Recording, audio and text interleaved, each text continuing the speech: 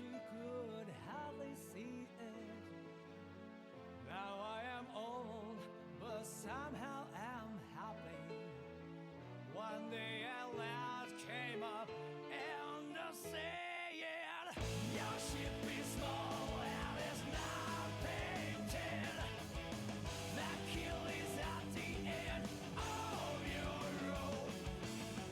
But still, it's the kind of ship I adore. Oh, please tell me, how could I get one of these? I told the brat that he really knows. The answer lies there within your heart. Set sail, oh voyage. You try, you bet, on your life having only one.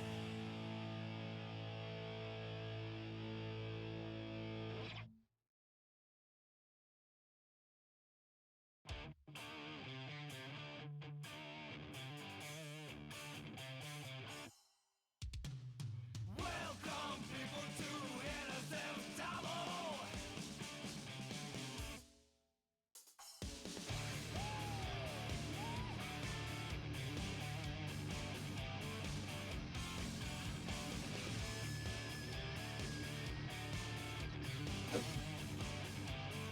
All right, hello and welcome to the internship number 5, owned and hosted by yours truly, Ino Mancer, and joined today we have the one and only Lockie, still fighting the allegations. How are you doing today? Hello. I am doing great. How's everything been over here?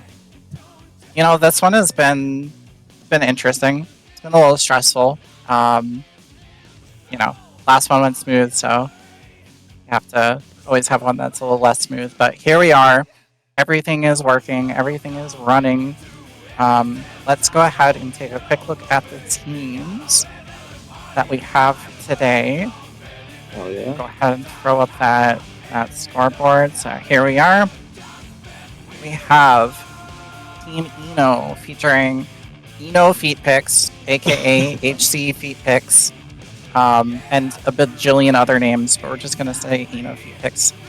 And Which Way, my goat, my mentor. Team Kai, we have Arashi and Ukolo. Team Kai was particularly cursed this time around. They have changed a few times, but I know Arashi has gotten time into training, so we will see how that has paid off. Team Sin is going to be Tuna on the student side and Isazaki on Those are my the mentor goats. side. Yep, those are the goats. I love Tuna. She is amazing. I hope to see how much this has paid off for her with the training. Moth sweep. Yeah, we'll see. Moth, yeah, the Moth team.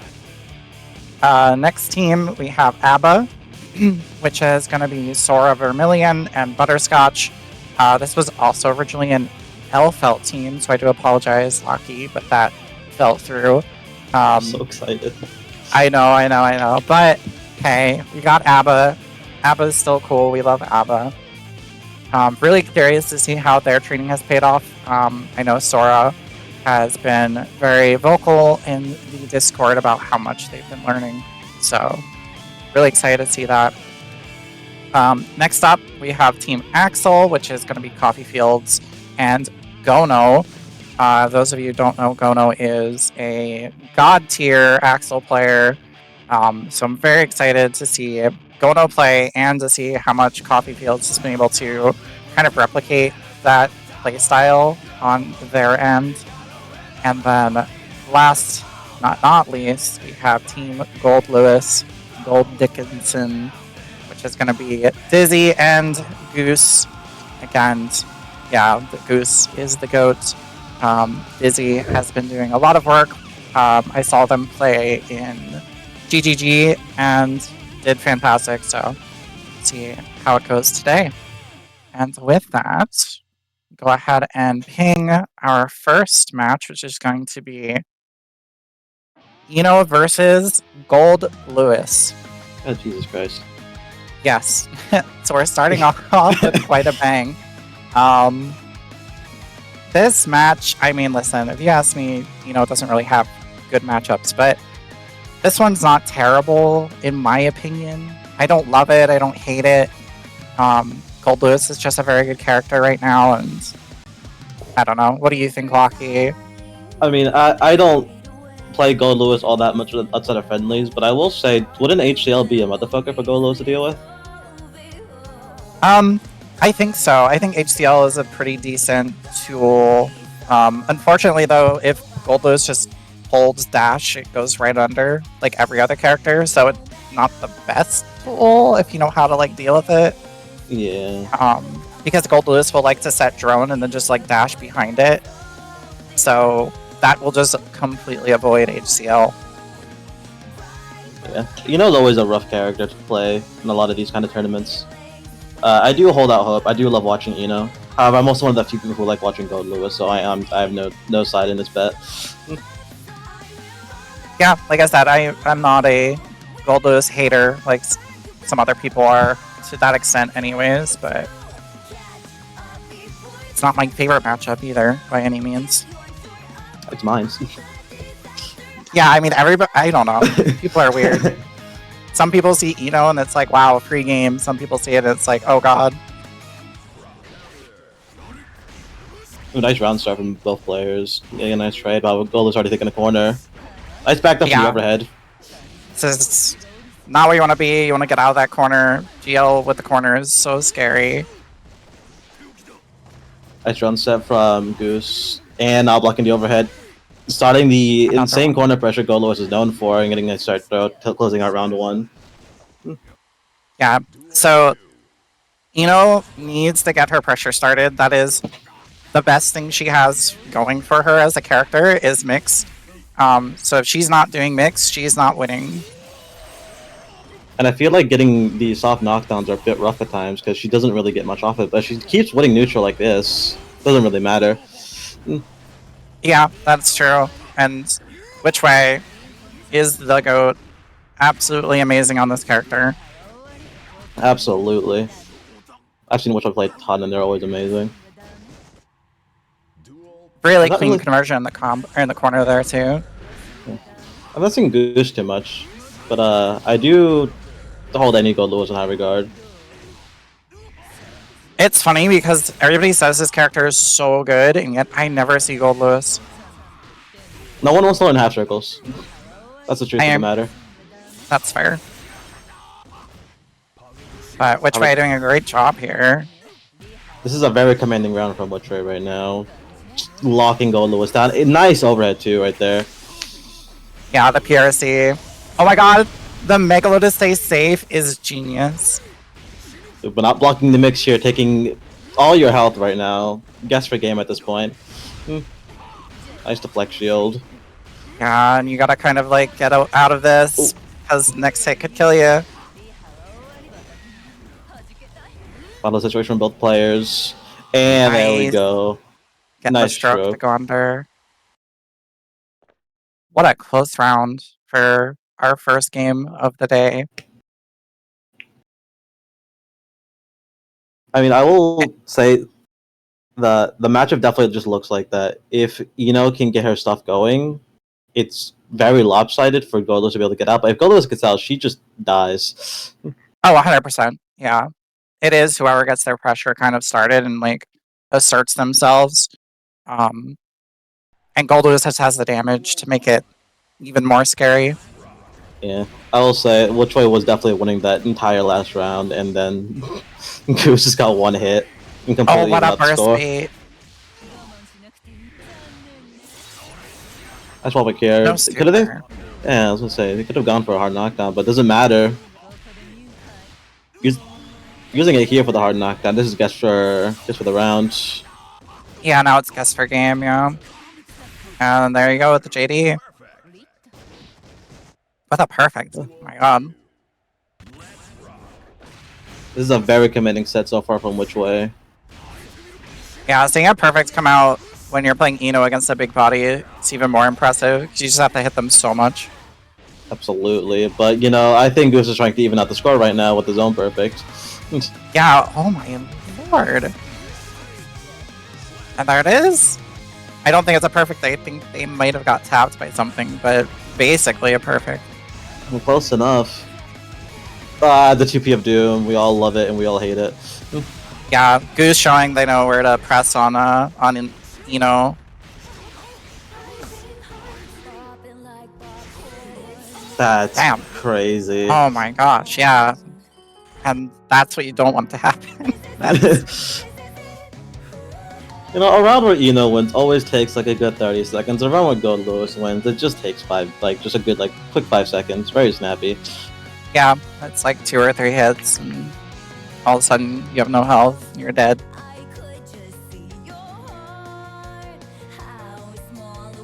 Yeah, for those who don't know, Ino has very interactive pressure. Pretty much all her moves can be pressed on if you know what to do when. Goose definitely showing they knew how to do that. Yeah.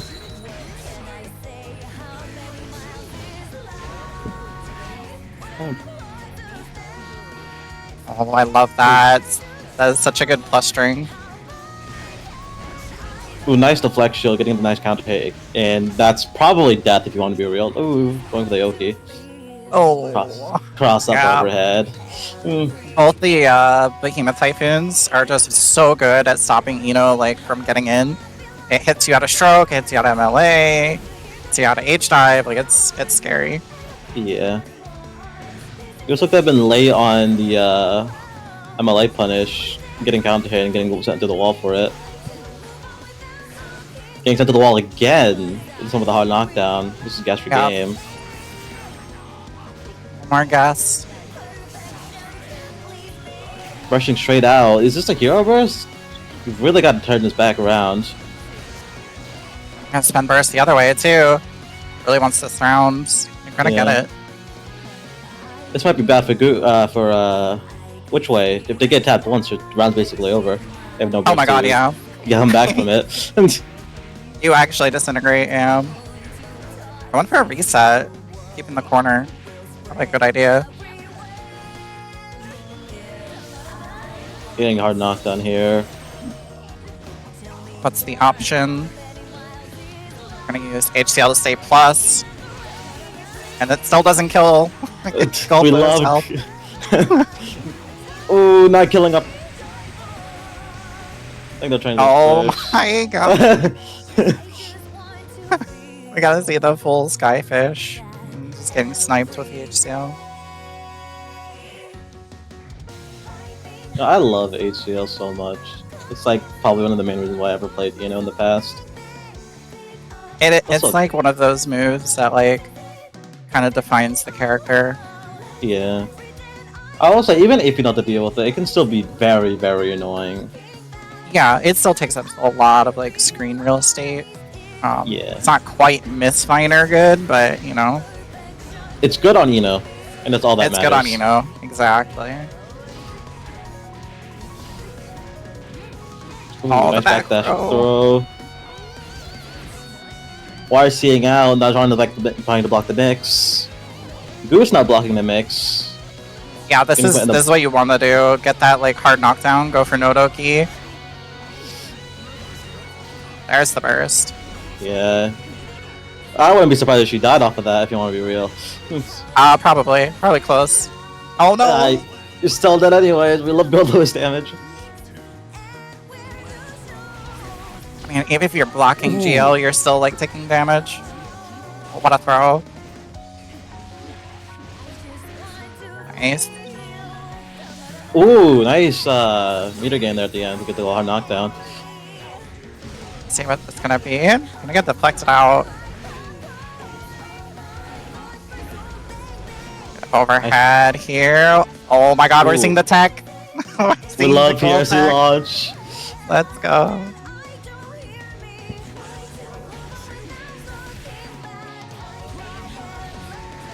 Nice routing after hard knock, not hard knockdown, wall break.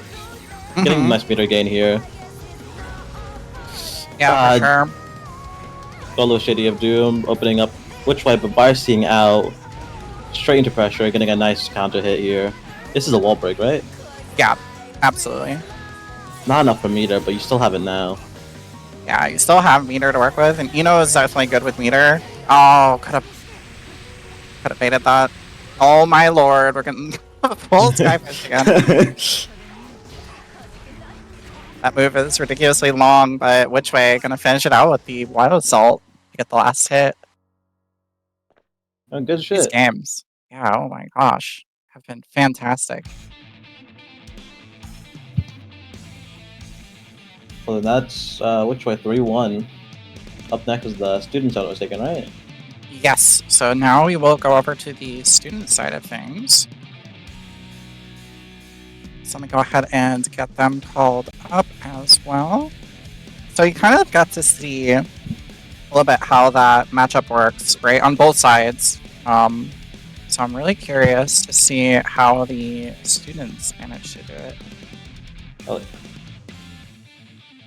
Again, I will say that Golos is a very hard character for beginners, specifically, because of the weird input methods. So I am very curious to see how Dizzy does in this set. Yeah, it's, you know, that whole like tier list kind of starts like becoming very like blurry and not as meaningful when you're still learning your game and learning the characters. So it's like, you know, sure, you can say Ino has a hard time against Gold Lewis, but I mean, we just saw which way, you know, make that match look like it was pretty dead even. Yeah. Also, I will say, I feel like at the higher level, does it really matter at times when there's like a pretty decent skill gap between the players? But also, say at the lower level right now, I feel like unless you have specifically lapped up this matchup as a beginner player, you can kind of get cheesed out by I feel like. Oh my god, yes. Yeah, you can absolutely get cheesed out. So I'm very curious to see if if Dizzy has lapped this out at all. Yeah, I think any of the like mix-up characters definitely have that like cheese potential to them in a way. Like, you just don't know what you don't know, right? Like, you're gonna get hit by the mix because you don't even know what the options for the mix are. So it becomes almost like this unblockable, like, you know, pressure in a way. Trust me, you and me both know this very well. Yeah, I still to this day credit half of my success to just people not being able to block, you know, I mean, just not knowing. I met like 3 people in my entire Guild Digger career who has known the Alpha matchup, unironically. Yeah, benefits of playing a like lesser played, less popular character, honestly. Yeah, the third person was yesterday, by the way. Anyways, getting into the set.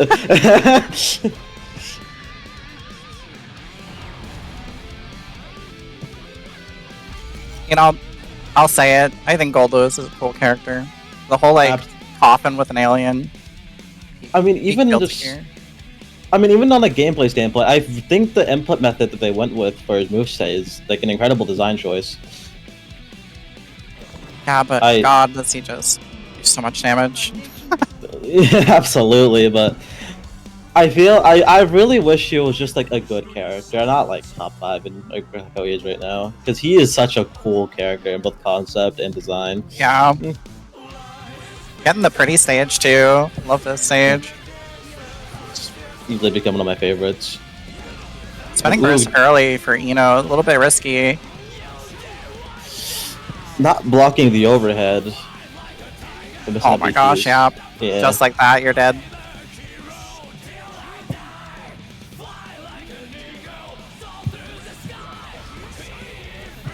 Dizzy might not even need to know the Ino matchup. Might not let Ino play, we'll see. Maybe I was wrong, maybe it's the other way around. You just die too quickly as Ino to really know anything.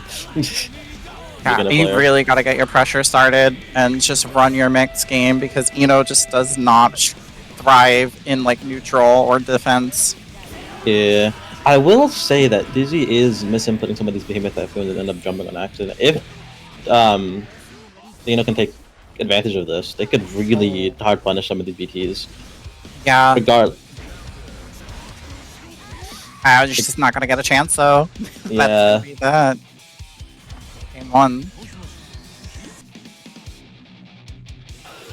Yeah, I think this matchup's a bit tougher as a newer player that's learning because you don't really get the opportunities to make mistakes because you're just dead.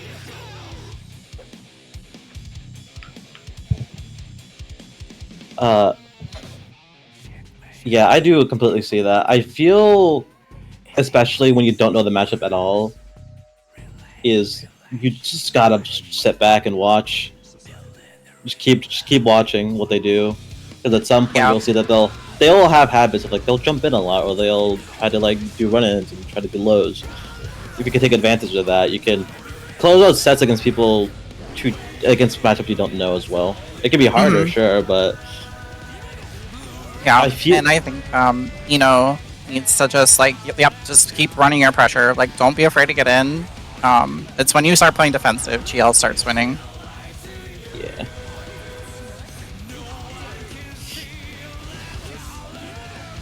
Spending all the resources. Oh, get knocked on the head. I do kind of forget that a lot of Golos' Behemoth Typhoons are also very much knowledge checks. Some people don't know a lot of them are minus. Yeah, I mean, they all look very similar too, you know? Yeah. Especially the slow overhead is very mashable. Oh my god. Gee. So all of that was chip at that point. Yeah, oh my god. That's what I mean. You cannot let GL get their pressure started because even if you're blocking it, you're dying. Yeah, it's not good. Especially if you don't know the Behemoth Typhoons apart from each other, you cannot risk entering a blocking against them. Yeah, I think Juno, if he picks whatever she's going by at the moment, really just needs to get that game plan started. Get in with an MLA or stroke and just kind of keep in and keep that pressure looping. Because GL doesn't really have a get off me tool right outside of super.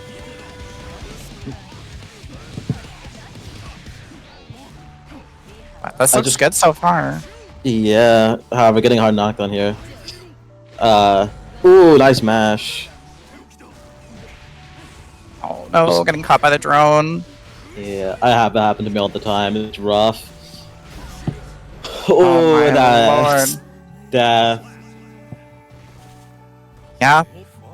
GL has mix too. It's reactable mix, but it's very hard if you don't know when it's coming. Exactly, yeah. Oh, had the right idea there. We got jump, I think, instead of a dash. Ooh. Trying to keep going for throw and wake up. It's not working out. Yeah, a little bit of a tough reaction. Going for throw. One more hit here. Yeah. Yep. Gonna get caught low. Unfortunate. That's rough. That's how it is against Gold Lewis. Yeah, that's how it goes. But if he picks still did very well. That is it's a tough match. he's a character. And Dizzy doing a great job. Getting points up for the Gold Lewis team. So. Just gotta take points where you can. Yeah, that's going to be a very good start for the GL team. Getting a 3-0 in this is always good because you're getting a lot of points and you're denying a lot of points to the other team. Also, correct me if I'm wrong, but student points are worth more, right? What's up? Students earn more points per win. Yes, they do. Yeah, students get they'll get 2 points per win, whereas mentors only get 1. And this is to kind of keep the focus on the students, you know what I mean, and their progress. It doesn't feel good to just go into a student mentor event and just get carried by your mentor. That kind of defeats the purpose of the event. So, absolutely. Yeah, that was a great first round. I believe we're still just finishing up a few more matches playing out here. Wonderful, wonderful. We always love it when these things go smoothly. Yeah, everything seems to be going smooth so far, which is great. We love that. So we're just going to give it a few minutes here for the round 1 games to finish out, and then we can take a look at the scoreboard, see where everybody's kind of sitting, and we'll move into round 2. So it looks like just waiting on it's like Kai and Axel at the moment. But I was eyeing the Axel team. They look horrifying. Yeah, the Axel team definitely a contender, I think, in this. Like I said, Gono, extremely good Axel player, and Coffee Fields, usually known for their Kai, has been learning Axel because that's been a secondary for them. And I'm really curious to see how well they've been able to pick up and implement, Gono's techniques and what Gono likes to do on Axel.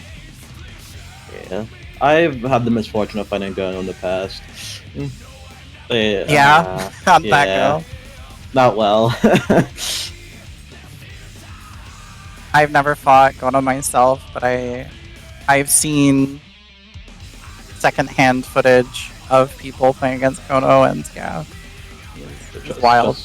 Just me all side-eyeing when I opened up the announcement screen. I was like, Gono in the lineup. What the fuck was it even? Yeah, Gono's been I'm pretty sure since the beginning trying to get in. So we finally had an opportunity to get him into the mentor side, where I feel like this mentor side has a lot of really strong players, to where Gono wasn't just gonna sweep every game. So we'll have to see if that holds true or not. Oh, I'm still excited. I like watching Gono. They're a very cool player, but also I want to see what people do with Axel, because I struggle with that matchup quite a lot. Yeah, Axel, another one of those characters that you don't see very often. I guess considered one of the weaker characters in the game, but I mean, I don't know. Every time I play against an Axel player, it feels very difficult to kind of get in and actually get hits on them. Yeah, Axel for me, I never see him in tower or open park, but the second I enter a tournament, there's 3 Axels on my path. Exactly. It's right? dog. That is exactly how it feels. I can name 3 Axel players that I've fought in bracket, but I never see them in tower. There's too many characters like that. Where are the gold was of that? Yeah, that's what I was saying. Very considered one of the better characters in the game, and I don't see anyone playing Goldus. I don't know why that is. Maybe not a popular character design wise. I don't know. He's so cool. I still like him occasionally. Yeah. So it looks like we're just waiting on Kai and Axel teams. Looks like it's getting reported now, so let's take a look at the scoreboard real quick, keeping in mind that we're still missing, 2 teams that are getting played, but just give you an idea of where things are currently. So, like we saw, unfortunately, P-Pic's unable to get any points for the student side of that bracket, but which way, helping ease that that loss a little bit by getting 3 points themselves. Team Gold Lewis did a great job. Dizzy, very good job getting that 6 points up there. And it looks like our score is getting updated real time. As you can see, Axel, Coffee Fields also did a phenomenal job getting some points for the Axel team. Oh, holy shit, won. Yeah, Tuna also, oh my god, doing a fantastic job. Winning 3 games. Yeah. So that's what it looks like right now. I'm going to go ahead and ping our round 2 games, unless it is Kai. It is Kai and Sin. Well, we'll have to wait a second for that to finish out, but I will ping them anyways. I do apologize about the wait. So another part of this that I have told the people participating is that the mentors can 100% be in a voice call with their student while they play their game and give them tips during the match. Like, I am not against that in any ways because it facilitates learning, right? For me, having somebody telling me what I'm doing wrong or what I should be doing real time helps so much. So if these games do take a little bit longer, keep in mind it's probably because the mentor is helping the student with their match or the student is watching the mentor play their match. Some of them go a little bit quicker than others, but again, this is a learning event first and foremost. So Absolutely, and that's what I always appreciate about a lot of the beginner events or beginner brackets. Like whenever we run Muppet, there's always like a good like 5, 6, 7 people like in the VC just talking, helping each other out. It's always amazing to see. It's very helpful for all the players involved. Yeah, just having people to tell you, you know, what it is that you could be doing better or something that you're doing wrong. It's like you don't know what you don't know, right? You're just gonna keep doing the same things.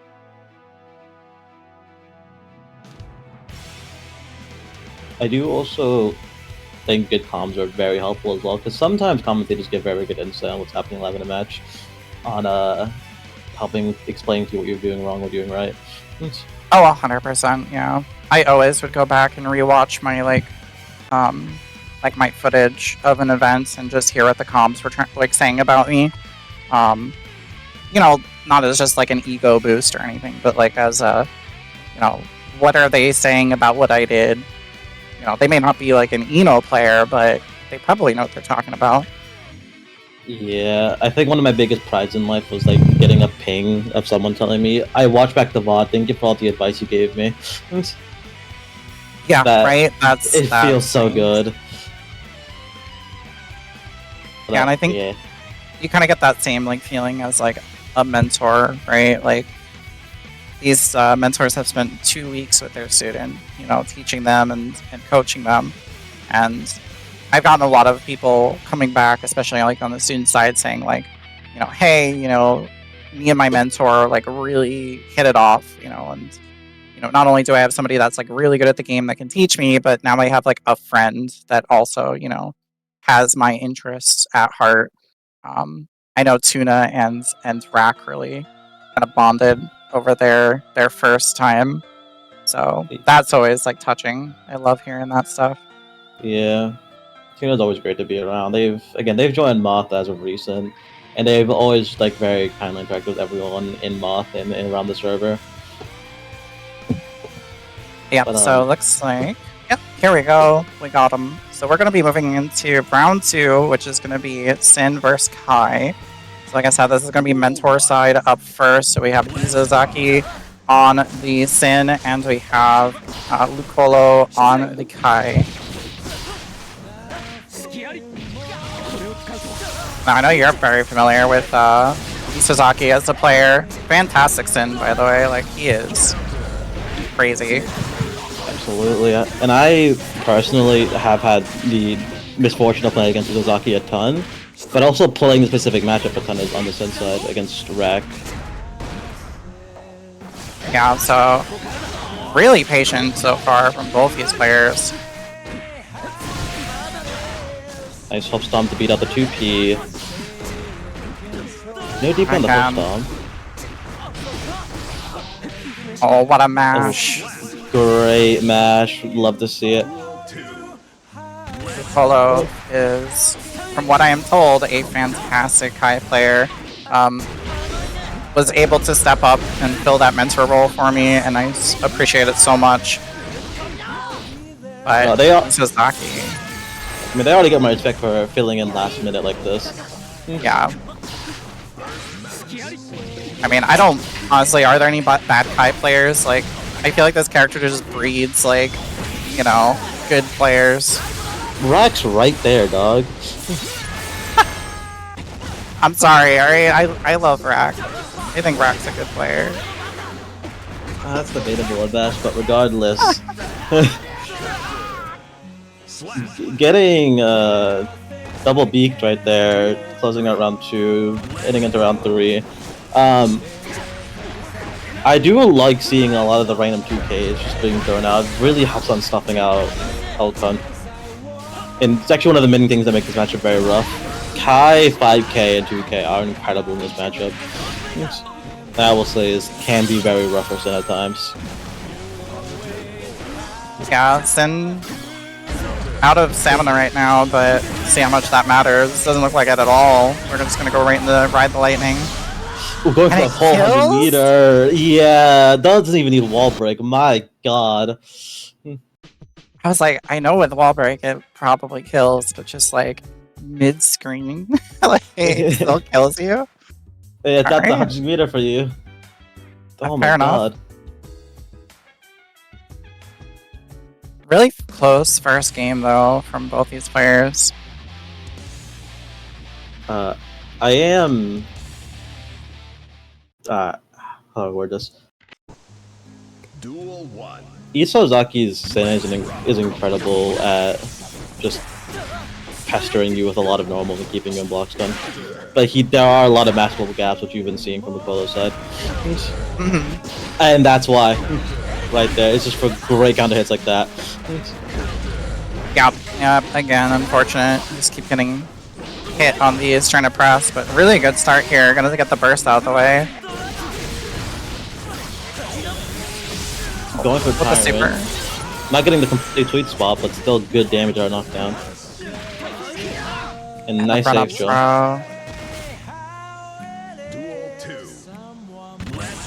Fun fact for people who don't know, Sin's safe jump does not beat 9-framers. Oh, so you can just like DP on it?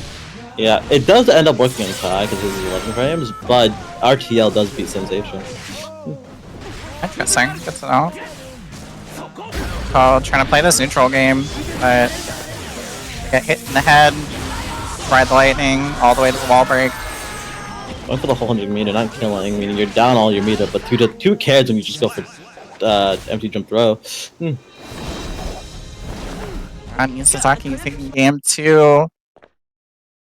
I think Lucolo has the right idea. I mean, you can see trying to play that neutral that Kai is known for, but Sasaki just has like oppressive offense. Yeah. It's a lot of counter hits coming out. It's like it's also abusing the fact that Lucolo has to respect the safe jump, and abusing at the very end there too as well with going with the empty jump throw, because otherwise Lucolo, if Lucolo DP, most of the time Isozaki was just going for the safe jump. It's very scary for Kai in that situation. See if Lucolo can throw up some points here for the Kai team, or if Sasaki is just going to completely shut out the points here. Oh my! Was that a misinput or? No, that's my goat. Wow, that is an option, I suppose. I really do think Sins need to use more E in their pressure sequences. It's a very useful tool, as we saw with. I don't know if you guys ever saw it, but Tuna did post a clip of her DP baiting rank with E. Oh, I see. Interesting. Yeah, it's a very, very useful tool to use as Sin at times. Oh, getting caught low here though. This is complete satire, by the way. Please don't. Regardless, going into round 2. Game point for Isozaki, or set point for Isozaki here. I mean, Lucolo really can't risk anything more here. It's in CR situation 2 without burst, being DP'd out to pressure. Getting the burst here. Lucolo can kind of get their pressure started. Oh, that's good. Ooh. Good edge. That didn't wall break? Oh my god. Okay. Oh, again with the DP. So it does have a huge health lead here. Yeah, but it's Sin, so... Sin does not care about your health lead, already evening it up.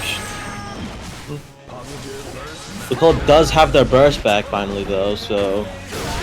Yeah, Lucolo has some meter, has burst, gonna spend it here. Send the burst, tapped us. Tapped us DP? Okay. Let's see the reverse. You have to pull out all the stops if you really want to win this. Oh no. The overhead is gonna seal it. Oh, that's really well played. clean 3-0 from Mizuzaki, but Lucola did put up a fight in all 3 of those games. Incredibly close. Much closer than a 3-0 score would lead you to believe. I just feel like Mizuzaki is just so impressive in everything he does. But yeah, sending out those DPs like during the meaty fireball. It's also like during that meaty fireball too. It's such a huge risk without DPs because usually that's meant to be a versus safe setup. Exactly right. Yeah, Isazaki just hard called out at space, which I think also shows his experience in the matchup. Yeah, but we will see both these players again later on. Up next, we will have the student side, which is going to be very exciting. We have Arashi and Tuna Can. These two. Have these two played in bracket against each other yet? I don't think so, but I've seen them play a lot, so I'm very excited to see how this goes. Okay.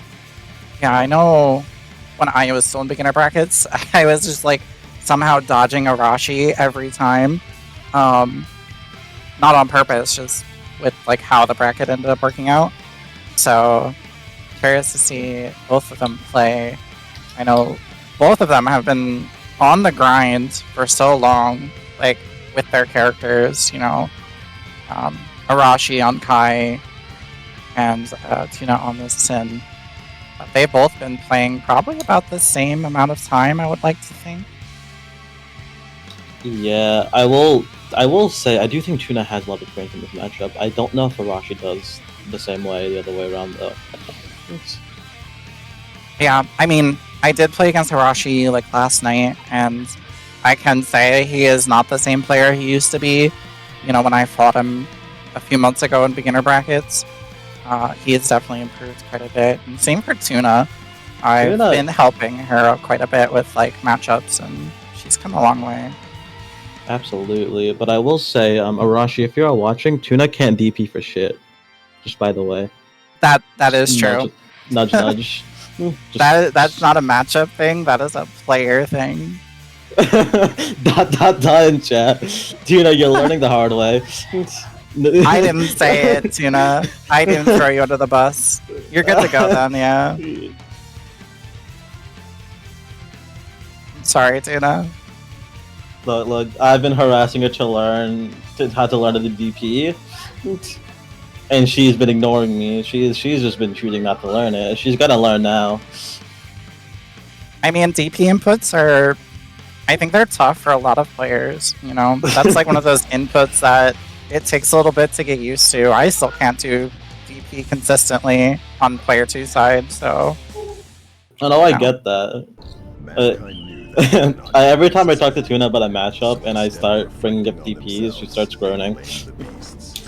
Yeah, it's unfortunate. It's just one of those things you gotta learn eventually. You know, if your character has one, it is such a blessing. So might as well start using them. I just think she doesn't need it. I believe you. Tuna's an amazing player.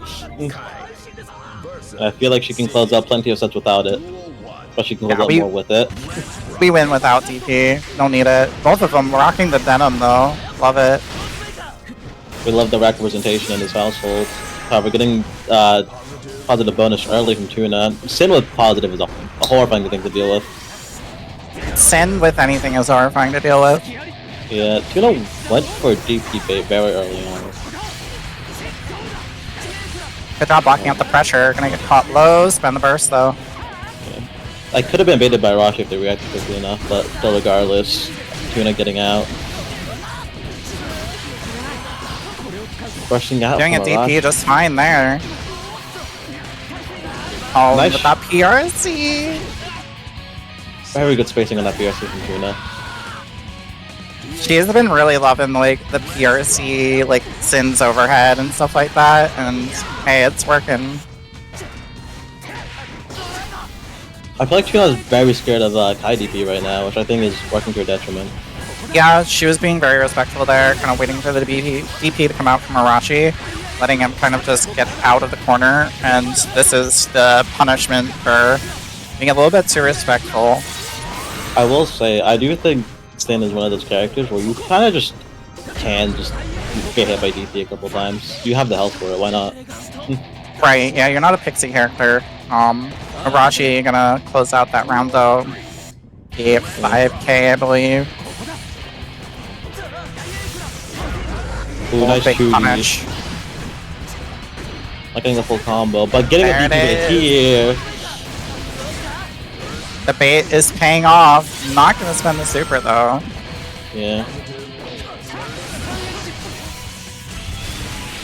Oh Getting boy, here we go. Yeah, the Arashi's now for the DI. I'll see if we can DI hold it into on away. die.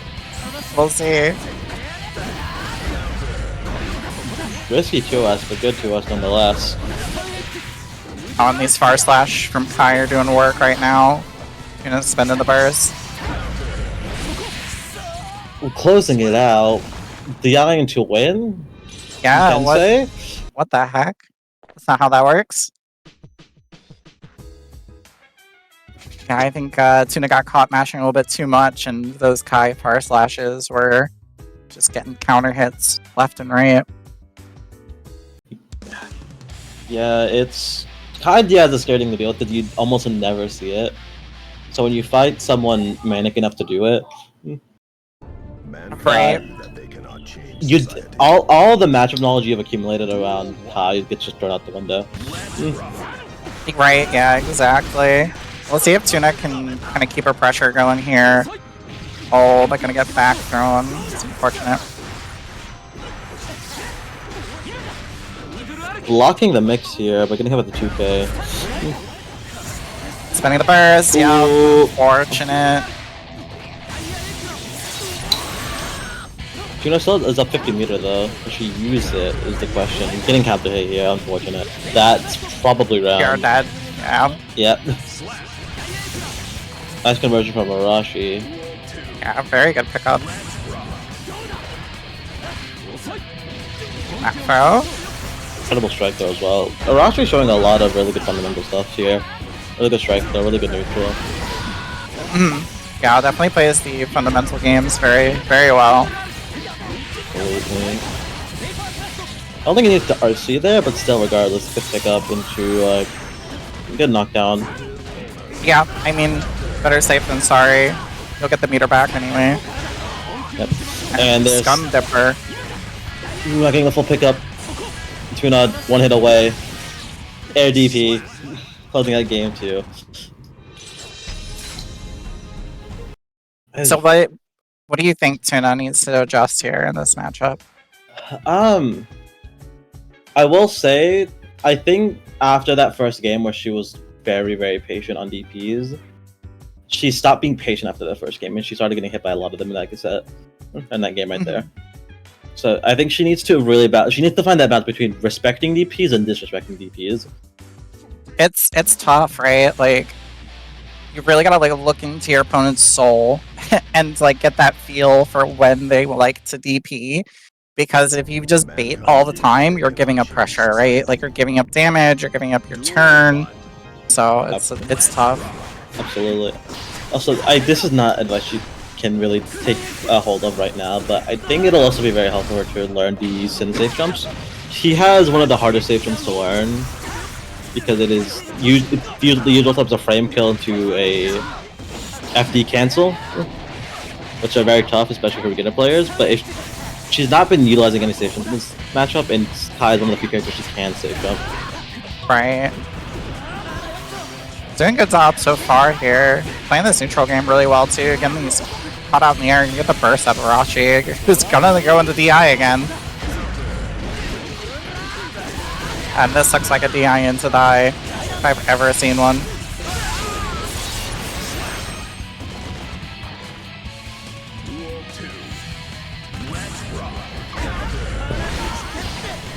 Get the burst out here.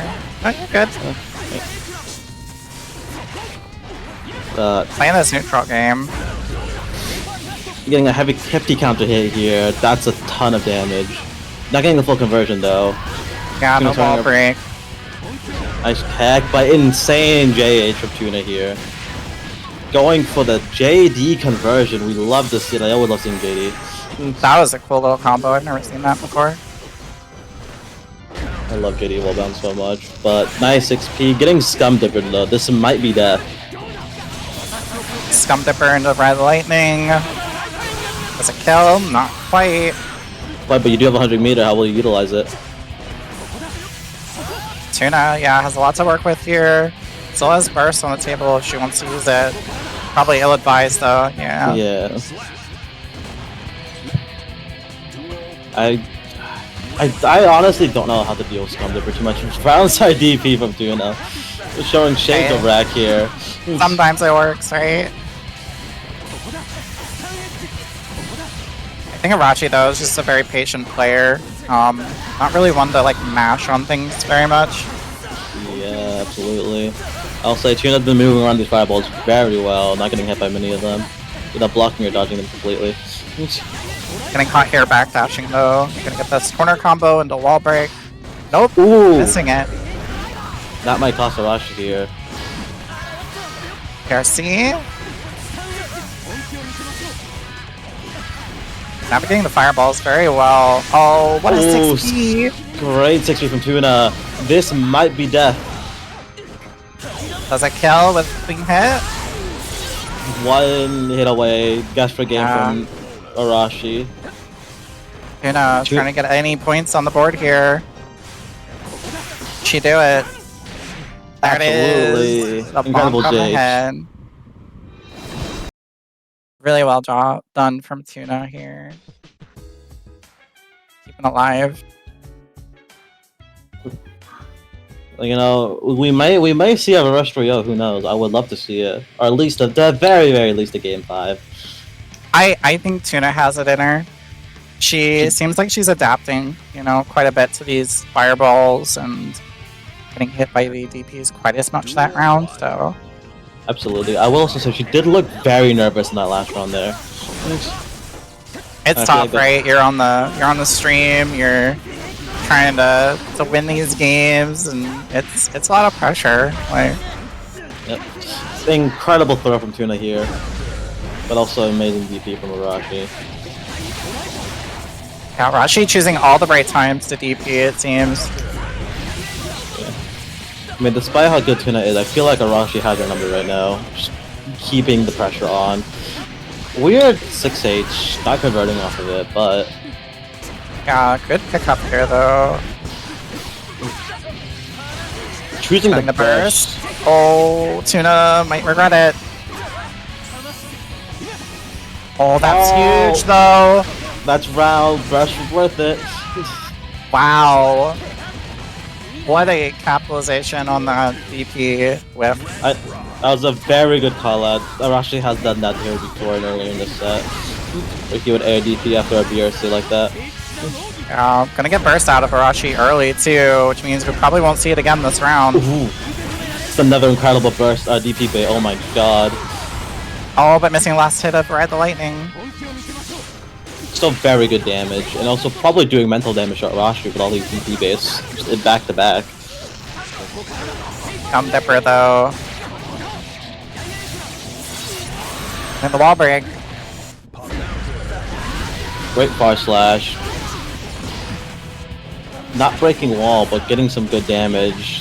However, this won't kill, but it'll be a very bad situation. Yeah. Great situation right now for Arashi to be in. Tuna still has burst on the table if she needs it. Arashi just got his back as well. Unfortunate 2B mash, but great 2B mash from Arashi. Going Since back last life. Yeah. Set point again for Arashi. Tuna really has to be on top of her game. Both players have burst on the table, and Arashi spending his to keep Tuna in the corner. Charge dust. So you kind of have to burst that. Another one. That's rough. Will this kill? That's the real question. Dropping it!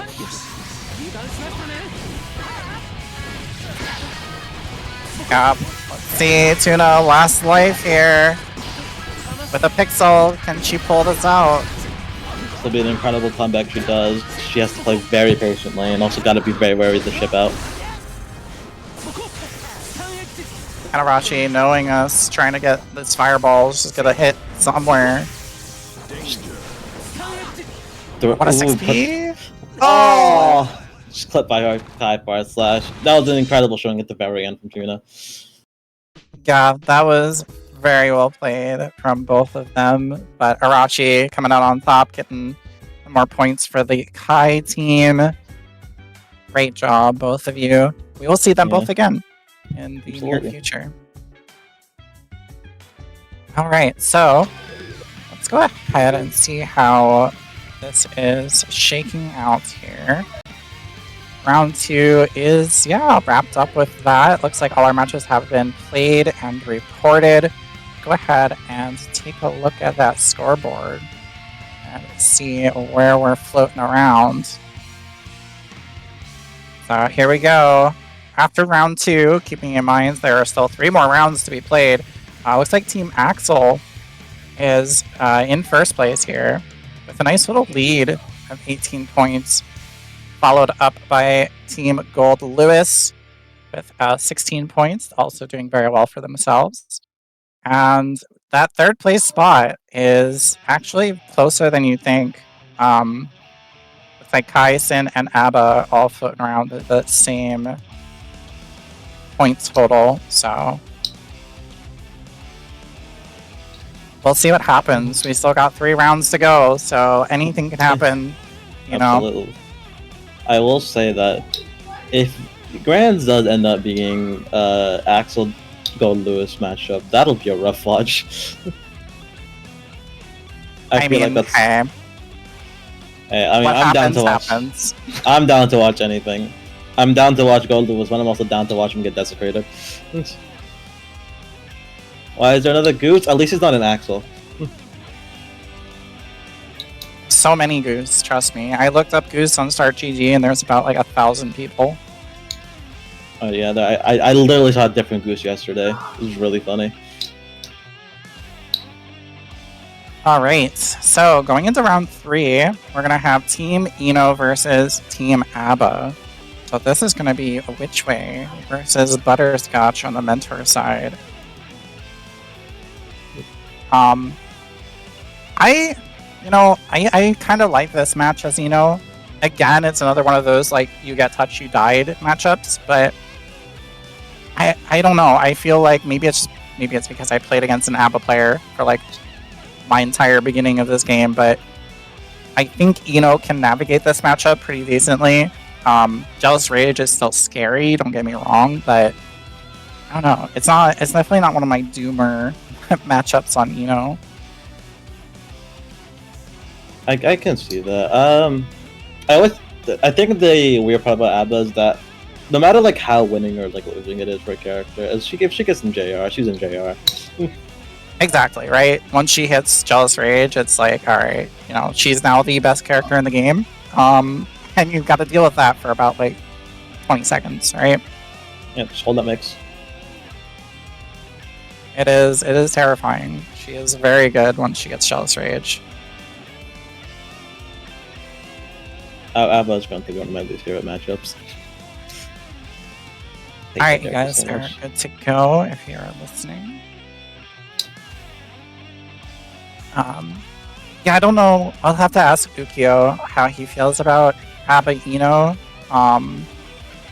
Sure, he's played it quite a bit since I'm sure Oddity and Ukyo spar, but I don't mind it. I don't mind this matchup. I'm very curious to see how it goes. But these are 2 characters I don't fight that often, so I'm gonna be in the dark. Duel 1. Yeah, fair enough. Here we go with Butterscotch on the ABBA and Which Way my goats on Ino. Butterscotch actually known for May, but they also have a very insane ABBA, so I will say I already love the color choice from Butterscotch. Regardless, getting a nice counter hit on Which Way. Getting a clean wall break here on the top of the bonus. Insane health lead too. Yeah, this is what you want. ABBA, no Jealous Rage. Ino has everything she wants, and just like that, you're gonna get the kill. Yeah. And ABBA also does not have any breaks right off this round too, which is a scary thing to start off with. But ABBA loses the early part of the match, tends to lose the later parts. Butterscotch though doing a great job hitting out of MLA Gonna get all this damage off that pickup. Not getting the wall break though. Who knows if that was on purpose, but regardless, you're now left here without any JR. Yeah, no Jealous Rage in Ino mix. Getting the burst there. Not getting it though. Gonna keep the wall. I think it's kind of what you want to have, but like you don't really want a wall break, especially without a hard knockdown. You just kind of want to keep her in corner without Jealous Rage. Yeah, and Which Way's routing impresses me so much. Like, seeing what he does to, like, keep wall and burst bait is everything I could dream of playing, you know? And that PRC overhead's gonna take game 1. Team Ino. God, I love PRC launches so much. They're so clean looking. It's probably one of my favorite things. Ino really benefits from PRCing both MLA and HCL. She can just slingshot herself across the map and combo off of it. It's so cool. Absolutely. I also feel like one of my favorite things about it is like so many characters can do it. It's a universal thing. It can be utilized in so many different ways. Yeah, so we'll have to see how Abba navigates this matchup. Again, it's like you got the damage. When you're in Jealous Rage, you're winning, but not when you get back thrown. You're not. And I feel like Butterscotch is in a situation where they're just stuck in corner without any JR. And they just kind of have to keep holding. But not so bad against Ino though. It's not like Ino can just sit out of this like safe zone away from you. She does have to get in and like in your face, which Abba I'm sure is very appreciative of.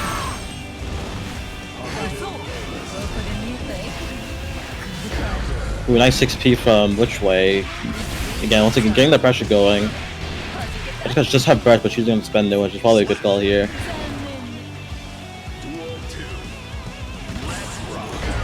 Bring it around to early counter hit. Butterscotch bursting out, entering Jealous Rage immediately. Getting clipped though is rough. Yeah, dive kick. It's one of those moves that like when it hits, it's like very good, and when you get hit out of it, it's like, oh god, this move sucks. I feel that, but regardless, here it's working out and getting another wall break here, positive bonus. Which Way fishing, trying to get that hit here. Gotta get it with the second JS. That will kill.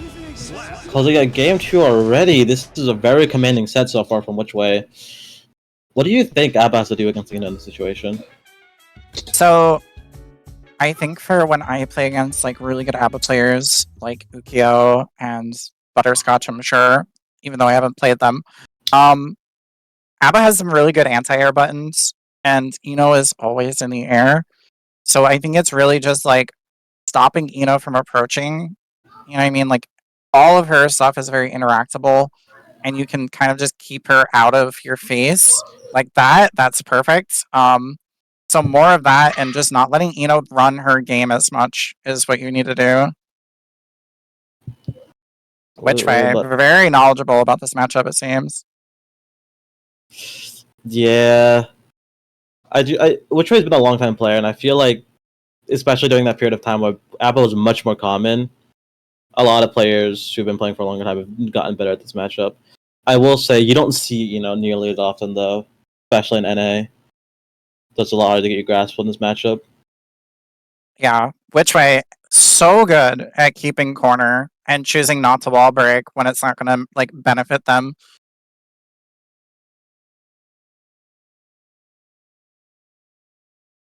Good recognition from Butterscotch that H-dive is the end of Ino's turn on block. I do feel like that's a struggle point for a lot of players, not knowing when Ino's pressure's over or when you can go for a match in one of her resets. Regardless, that doesn't matter when you get hard knockdown like this. Yeah, we do have Jealous Rage though, and burst, so Butterscotch not out of it. Spend the Jealous Rage here. Running under HCL, just like I had mentioned earlier. Gonna get all this damage from that. Abba is not in JR though, so the pressure was already over to begin with, but getting a nice jump here, that kills. Well, it though. Ooh.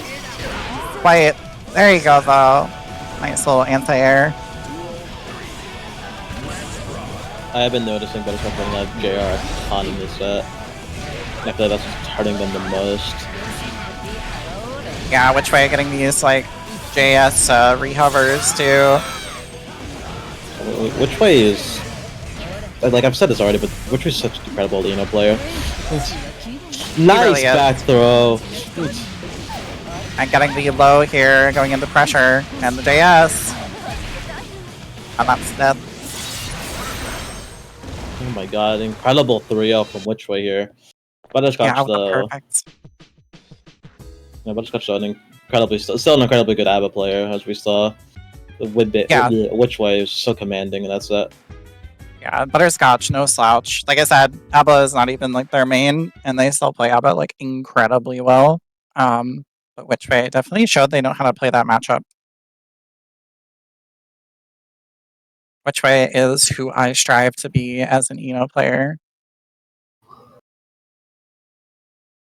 Up next, we have Juno, aka Ino Feet Picks, and we will have Sora Vermilion, who this is the first time we're seeing them today. Oh hell yeah. Both of these players have really been grinding on learning their respective characters. Like I said, Sora has been very vocal about their progress and how much they're enjoying ABBA. I think they came into this with a little bit of a character crisis. You know, they were originally on Elfelt, and then they had an ABBA, and I forgot who the other characters they were interested in. I think it was Dizzy. But after these 2 weeks of just sticking with a single character, Sora's been saying like, I really like ABBA, you know, and this might have like cured my character crisis, which I love to hear.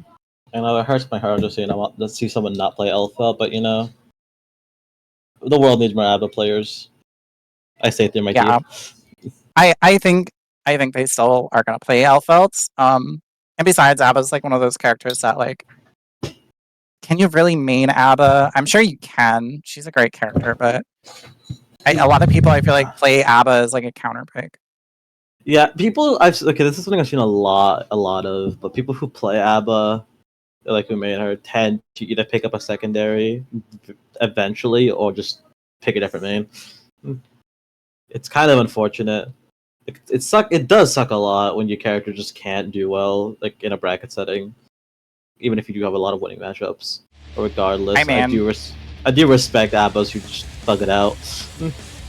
I feel that way about Ino, but that's just me, I suppose. I feel that way about Alpha. Yeah, there's some characters that just their matchup spreads are cursed. So I get it. But we are gonna see how students play this match. If we will see the same thing, or are we gonna see ABBA kind of run over Ino and show off how that damage makes a difference, you know, against a low health character?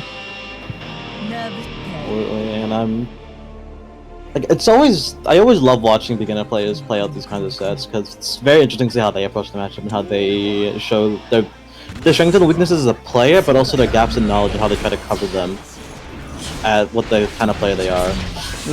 Yeah, you can't predict it, right? Like beginner matches, it's anyone's game. Especially matches like these, where both of these characters are so weird. You can't really compare either of these characters to characters in any other fighting game. Oh, unfortunate. that was definitely not intentional, but Sora, great job now. You got all the Jealous Rage you want. Okay, that one was intentional. You just had the wrong call. Yeah. I saw the vision. It was very appreciated, but still. Yeah. Losing round 1 for it. And we love Megalo in this household, but that move is not very good.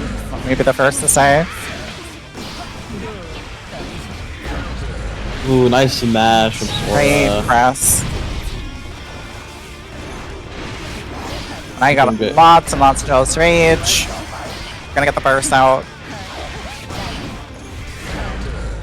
Ooh, getting air Jealousy Rage Abba is a feat.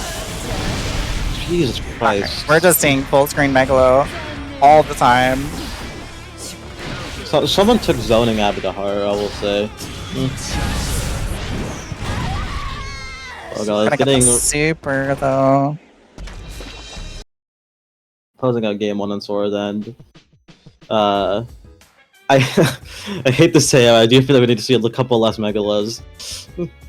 Yeah, it can work. I have used it as a like long range, projectile. If like the opponent's like really low health and I just want to like chip them out or catch them doing something stupid, it can work, right? I have intentionally done full screen Megalo, but it's not the greatest tool. Yeah, no, absolutely. I will always appreciate seeing it, but just chill out a little bit, Yeah, a little bit less maybe going into Fortissimo would be better. At least you get like Guard Crush on block. Instead of reflecting on God, themselves, fucking TK Fortissimo, my beloved. Oops. heaven or hell.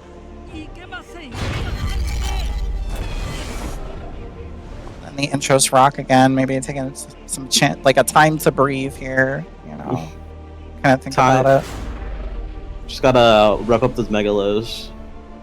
it. Yeah. Oh my god, practicing Megalo inputs during the cutscene. You just can't like risk misinputting it the one time it's gonna work.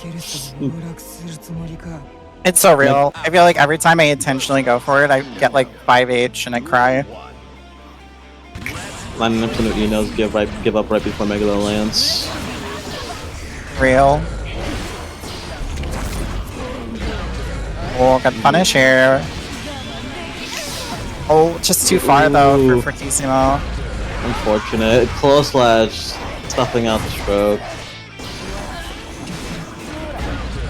Fortissimo is not very easy to combo into mid-screen. Not an option I really go for often, if ever. But, I will say, I do feel like a lot of, like, mid-screen to wall extensions tend to be a lot harder, especially for new beginner players. So I do understand the want to just let it rip mid-screen like that. Yeah, it can work. Unfortunately, though, yeah, we're gonna get bonked on the head with a super. Yeah. Not the safe jump you're looking for there with the JS, unfortunately. I will say, I think Appa's big fucking buttons are really good at calling out just not knowing what they're doing. Oh, 100%. Yeah. Appa just has really good buttons, like I said. Very good anti-airs as well. So, Especially in this I feel like this is much more of a player matchup thing where HC feet picks doesn't really know the matchup all that well, so they're just kind of pressing the line, getting counter hit for it. and it happens, right? Like, Ino is a very different character compared to a lot of the cast, and her routing can be like a little weird or feel a little weird compared to some others. So We know Judas. we got Judas. Go.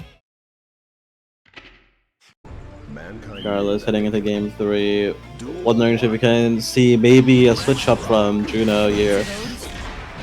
Maybe threaten at least a game, or maybe even a reverse 3-0, but they will need to switch up a lot what they're doing right now.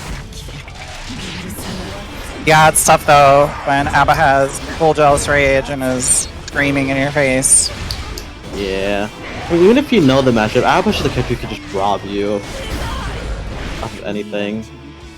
Yeah, she can just run you over.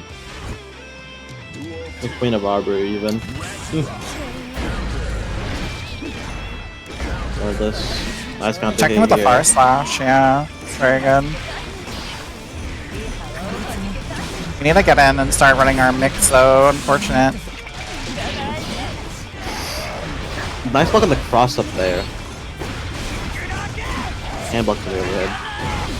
Oh, blocked so much of it, but still getting hit. Oh, good job. Getting reversal. Get the burst. Ooh, that's a lot of damage here. This is guess for game at this point. Gold bursting out. Probably Gold burst out, though. Nice. Conversion. There it is. Yeah, it smacks, though. And, you know, Ino Pic's doing a great job. This character is not the easiest to learn, and they've been doing fantastic, so really appreciate seeing their growth. And Sword of a Million, same thing. Great job learning ABBA, really showing that they understand how like the jealous rage works, playing very passive without it, playing very aggressive with it. Great job. Just incredible set from Sora. I will say. Also, bad respect just for learning ABBA in the first place. The character is very rough to learn. Yeah, definitely. So that's gonna round out our round 3. So we're gonna go ahead, take a look at the points and see where everyone's sitting at the moment.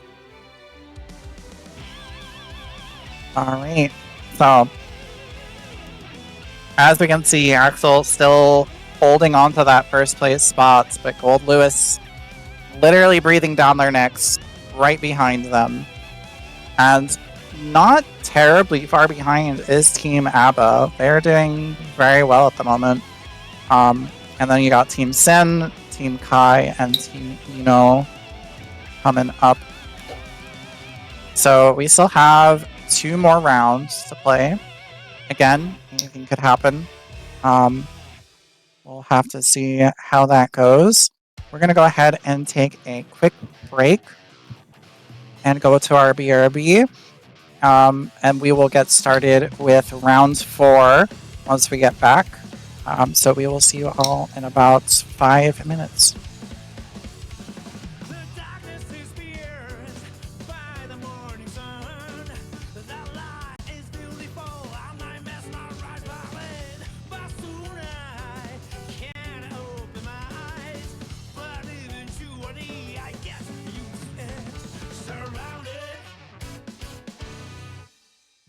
Precious things, the heart turns into stone, hardly stop.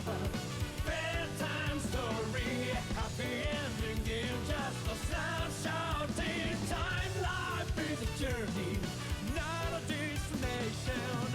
Enjoy the ride without sound downs.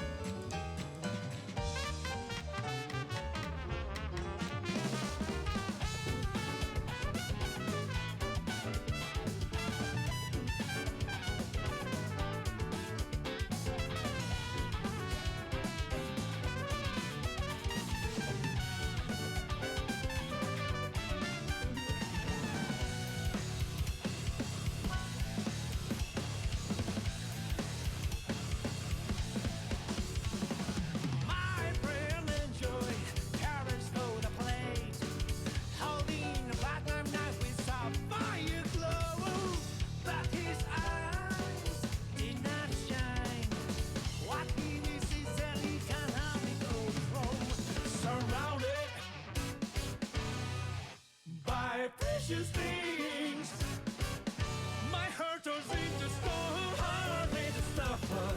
Bedtime story, happy ending, it's just a snapshot in time. Life is a journey, not a destination. Enjoy the ride without sound downs.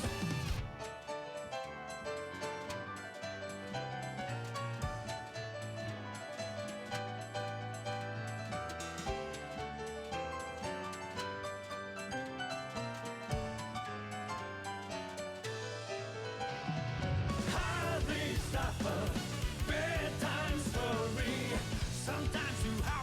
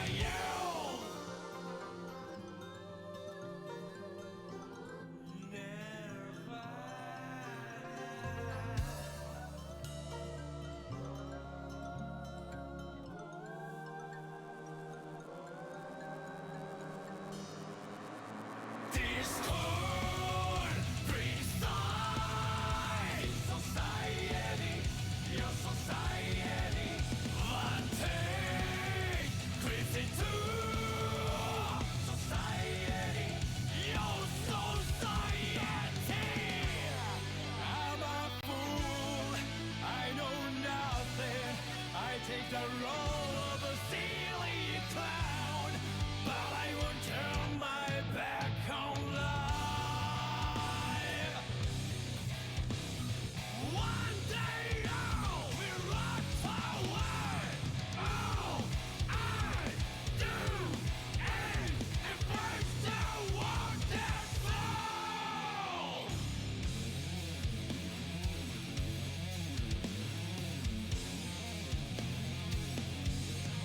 Hello and welcome back. We took a small break, got some water, got a little something to eat. Very excited to get into our next match here. So that was our BRB screen too, by the way. If you notice, there's quite a few like sticky notes with people's names on them. Those are all our past winning teams, and our most recent past team being Not 37 Rats as the mentor and Chumpy as the student on Bedmen. And we have Chumpy up here as Employee of the Month. And that could be you. Whoever wins today, you will be the new Employee of the Month. And you'll also get to put something on the BRB screen. So, very exciting. I will say, if you're just cool and epic, you can also just get on there for free like I did. Smiles, even though I like lost like 1-5 in the one time I played here. Anyways. You were on there before even the first one, because I love that tweet. Even if it's not about me, I pretend it is. Oh, it is. Don't worry, it is. Okay. Regardless, moving into Here we go. Axel Gold Lewis, Godo versus Goose. Yeah, first time seeing Gono play today. Very excited. Like I said, there's not many Axel players that make me excited, but Markiplier, aka Gono, is one of them. Nice full screen counter hit. I feel like Go Lewis struggles a lot getting in against Axel.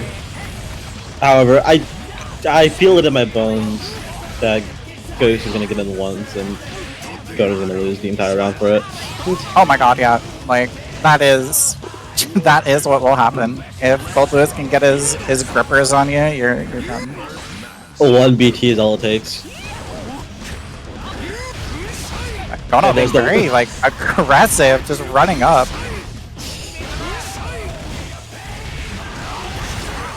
Alright, yeah, spending the burst here. Go back to zoning. We're not rush down Axel anymore.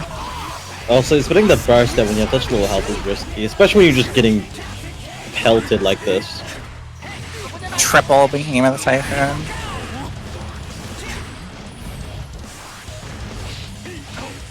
Playing a little bit of zoning here. Can I just say how much I hate the fact that Axel 2P's a low? Yeah. Anyways. We got time stop. We love time stop combos. One bomber. Are we only doing one? Alright. Yeah. Still gonna get it though here, getting caught low. But you saw how much closer that was when Gold Lewis actually got to play. Yeah, it's like a horror game. Just gotta keep him at bay. You are the zombie, and Axel is the survivor with a gun.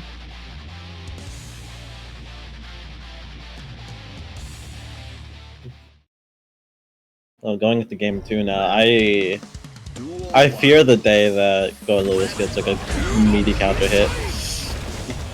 Hey man, good start here. You're in. You're doing behemoths.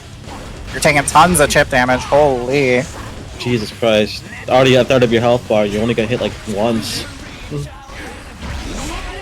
Oh, trying to use White Wall Assault here to get in, but they got poked out of it. Godo's been blocking all these wall assaults, which has been useful, but... What a... Oh my god. God damn. People don't play this character. Why? This character is silly. This character is... Oh, it's because people are poor. You think Strive players have jobs? Fair. Motherfuckers don't want to pay, what, like $5.99? Oh my lord. That was a rough flick throw, but... Yeah, waiting out the burst. Trying to get back to zoning, Gono realizing Gold Lewis hurts. Keep him away from me. Oh my god, these combos. It doesn't stop. Ooh, and this is the block pressure Oh! you hate to see. Oh my My, god! you had to Iris. Yeah, just get out of there. Any hit from either side. Yeah. Oh, unfortunate. Yeah, just gonna get chipped out. Can't even really use Skyfish in this matchup, can you? Yeah. You just get counter hit for it quite easily. I will say, it does take a lot of effort to really balance out your get-in plan on the active players, especially with Gold Lewis. And I'm really wondering to see how the beginner player takes a hold of that. Yeah. A lot of people. Oh my god, this is definitely death? Question mark? No, it's Gold No, Lewis. never mind. Always better nothing. Anyways. People ask like, you know, why there are like some bad matchups. That's intentional. I want you to play bad matchups and learn from it. And oh my god, Gold Lewis, we can get hit by a tornado. Is that why you had me fight bad matchups that one time? Well, listen, that wasn't intentional because I'm pretty sure I had to fill you in for a different team. That whole like theory falls apart when I have to like scramble to get someone else in, and then like my whole like perfectly laid out plan is ruined because we had like 4 people drop out. I feel that. But when I do pick teams initially, it is very thought out, and yes, I will give you a bad matchup because hey, you're gonna play bad matchups. Like, you gotta learn how to play them. Yeah. I do think events like this are very good at like helping up beginners, especially get into like understand like how tournaments are run and how you're the kind of people you're gonna fight in tournaments, because you're not gonna always fight a good matchup or even an even matchup with that. You're gonna fight a ton of bad matchups. Even if you don't see that often, like people are gonna say like, when am I gonna see an Axel? You see so many of them in brackets. It pisses me off. Axel players only play in tournament. It's true. I fought more Axel players in tournaments than I have in Tower in the past like 6 months. So real. Gonna, you know, Goose has done phenomenal, I just want to say, because this is a very hard matchup for Gold Lewis, and these rounds have been very close when Gold Lewis gets in. Yeah, this super right here. Yep. This can win you the game. Oh, the combo. So you got... Oh no, so you got Gun on corner, but not anymore. Gono has been there. Got hit by that cross up again, but White Whale Assault's gonna get you in. Dorsey. Super! Ooh. Did we press? We did not. Unfortunate. Nice punish from Gono there. Closing it out right there. And good shit. I am very impressed at how Goose played that. That was not easy and very impressive regardless.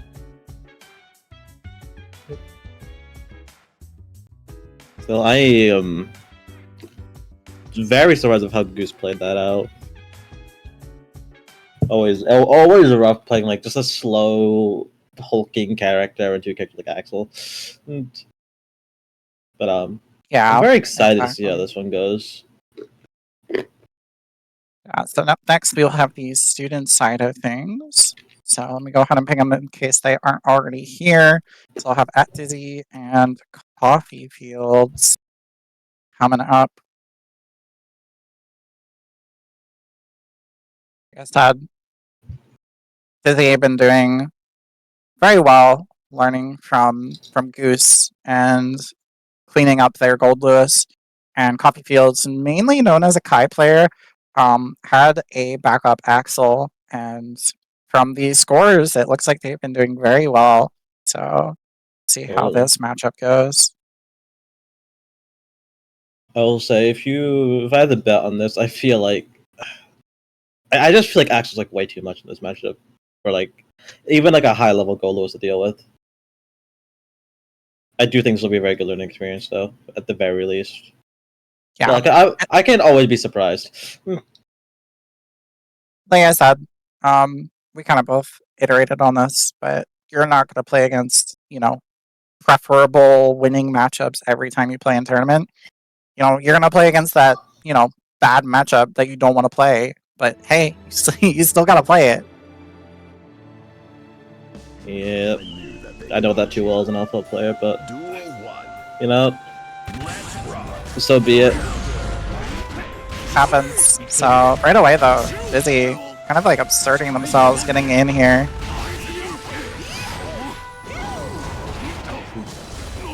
Coffee goes off. Bro!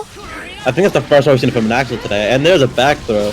I do really feel like somebody's going for stuff like throws, especially in Axel, is incredibly risky. Because if you get like punished at all, you're dead.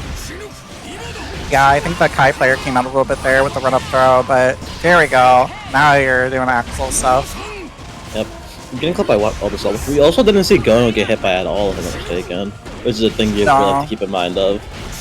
I got thrown out, but never actually connected. But Dizzy, it's oppressive corner pressure, chipping so much of your health. Yeah, I feel like Coffee has to play a lot more, like just keep pelting them just with their really big normals. Also, knowledge checking them, because people respect Tornado way too much in the startup. And there's a very good chance that he doesn't know how to deal with it. Abusing stuff like knowledge checks is a very good way of just closing out games. It can feel scummy, but at the same time, your opponent does not care if they do something scummy to you. Yeah, once we see this zoning like established here, you know, it looks a lot bit more difficult for Gold Lewis. Oh, do we have time stop combos? We do. Wow, with the reset! Oh my god, Coffee. An incredible gameplay for Coffee right there, and that's more what we need to see. I do feel like that first game was just easing into this matchup specifically. Yeah, like I said, Gold Lewis gets his big old sausage fingers on you. It's over. Yeah, I'll say Coffee did walk himself into the corner, which is a very risky spot to be. Because even if you do have the space, if he gets in, you're already in the worst possible position. You kind of want to, even if it feels scary at times, you want to move up at least a bit. Get away from corner. Yeah. Doing a great job though, keeping Dizzy out. I know Dizzy's trying to like work their way in here, but I think the first bait. nice block on the super. Also, nice avoidance of wall assault. Ooh. There you go, white wall assault. Really good tool. Yeah. You can see a bit of the nerve showing on Dizzy's side. You can see a couple misinputs there, which might have cost him here. Definitely had a chance though. Really well played. For a matchup that's not exactly easy for you. Absolutely.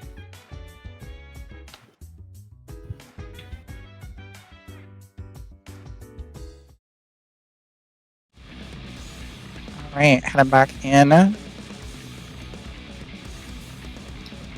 See if Dizzy can kind of work their way around the zoning game. You know, I think round start's really important for Gold Lewis in this matchup. Yeah, I will also say Gold Lewis does not have some of the fast round starts at all. Right. Can be very rough. But still, once you get this going, does it really matter? Burst, however. Oh, good job though, navigating. Get back in.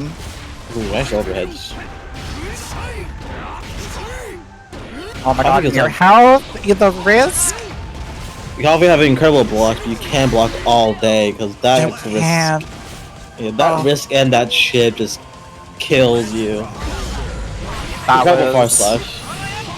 was like textbook Gold Lewis corner pressure. Yeah. Unless you know the like which behemoth type ninja minus one to mash. Like it's just it can be so horrifying. Oh, I think that's a mental block a lot of beginner players face against Gold Lewis, where they will be scared of mashing because they just see that big metal coffin flying towards them. It's scary. It's a scary character. Yeah. Regardless, great job closing out that round and round 3. Will Coffee Fields keep up the lead or will they even out the set? The 1-1. Yeah, like I think Dizzy has the ability, but really patient. They're both just like playing this neutral. Getting a back throw here is huge for Dizzy though. That's what I was talking about earlier. Coffee just kept walking and just let Disney take advantage of it. Regardless, they were still able to get out of it. Oh, a little bit of a drop combo. there. Yeah. Run up throw. Shade to Makai player. Yo. Good job blocking from Dizzy. You still have burst if you need it. But you're not going to get a chance, unfortunately. Yeah. It's rough, but you know. When you got a Kai player on Axel, you gotta get ready for those run up throws. And honestly, you'd be surprised. I feel like there's a lot of like Kais that play Axel.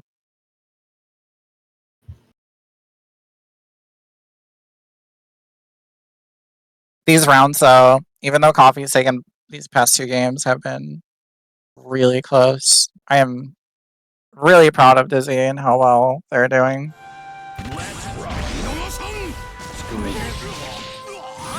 I do think Dizzy is showing a lot of great gameplay here. They are. I do think they need to capitalize a lot more on some of the positions Coffee's putting themselves in. But that's 2K2D. Yeah, like you'll see Rensen be like thrown out like a little bit closer, and I think Dizzy's afraid of getting hit by it, but you know, you're not getting hit by the chains, you know? Yeah. Gonna keep poking out. I mean, you don't really need to do anything else. Ooh, incredible far slash. And JD, oh my god. It's huge. Doesn't keep it going. Oh, unfortunate. Hate to see it, but that's a set point now for Coffee Fields. Already getting the pressure going with Tornado. Chicken again. Going for more up close pressure there is very risky. Regardless, it's been working out, so what do I know? Yeah. Still holding time stop. Gonna see it here. Oh, got tagged by it. Nice call up, dropping the combo. Step burst, send out drone. What a throw, holy. Counter hit. Oh my gosh. Can we super? Unfortunately not, but Dizzy. Ooh. 1 hit away. Yeah. Even a just. Yeah, there you go. They could have FD'd that, but still, that was a very bad spot to be in. We would have been left in no meter. Oops. Oh, Dizzy trying to get in here. Oh, can pop low though. And the grab. Ooh. Nice job keeping Dizzy in the corner here. I feel like this is what Coffee's been trying to do, where they try to put themselves in the corner to swap sides. Which I think is a very risky choice, if you ask me. But it's working now. Bursting them into corner. Yeah, every time you get burst, it sucks for you. Go though. Nice big counter hit. The drop. It's an unusual counter hit. It's understandable, but you gotta get ready for those. And I think Coffee's gonna close it out. Yep. Oh, Dizzy. Definitely could have killed, I'm sure, off of that, but... You could have absolutely killed off of that, but again, I don't blame them. It's just one of those things where it's like, it's a counter hit you like almost never get. Right. And no, still amazing job. Like, that's not an easy matchup, and they navigated it so well. Yeah. A huge respect to Dizzy in that. But also congratulations to the actual team for closing out on both ends of student and mentor. Yeah, Team Axel. Definitely the team to beat, it seems.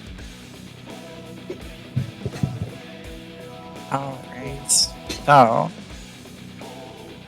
looks like we're just closing out on round 4. I think our last match is getting reported as we speak. Go ahead and take a look at the scoreboard as we head into round 5. See where we are at and what the teams are looking like.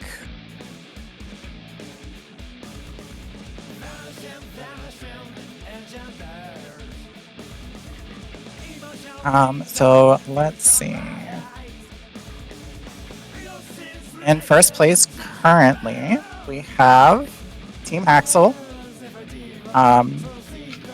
With a healthy little 5-point lead right now, followed up by Team Gold Lewis, 25 points, and trailing not so far behind, we have ABBA with 19 points, and the Sin and Kai team tied with 16. Oh, it's getting updated right now. I apologize. How dare you lie to your I know, I lied. Oh, It is, God. our scoreboards do get updated like real time. We have our lovely Oddity doing scores for us, so Shout out. it's nice to see. Yeah, shout out to Oddity. We love Oddity. We love Ino players in this household. We do. We also hate Ram players in this household, but that's a separate story. Oh my god. But it does look like, oh my gosh, okay, yeah, wow. The Sin team definitely has a chance here to overtake the Gold Lewis team and steal that second place spot out from under them, which would help them or let them move into grand finals. So very contentious, like second place right now. I am very excited to. I really want to see Tuna make his grands. I am very biased. I'm a little bit of bias. I love all of my students, but it will be very interesting. We will come back to the scoreboard after we finish out round 5, but just keep in mind in the back of your head that the Sin team and the Gold Lewis team, their performance in round 5 is going to really, really matter. That second place is extremely close, and I mean, even ABBA, there is a chance, so we'll have to see what happens. So let's go ahead and get started on round 5. We're going to play the I team versus the Ino team. So they are going to be the first ones up. But keep in mind, everybody's playing round 5 on stream. So do not play your matches off stream, please, and thank you. I'm going to go ahead and get those pings out.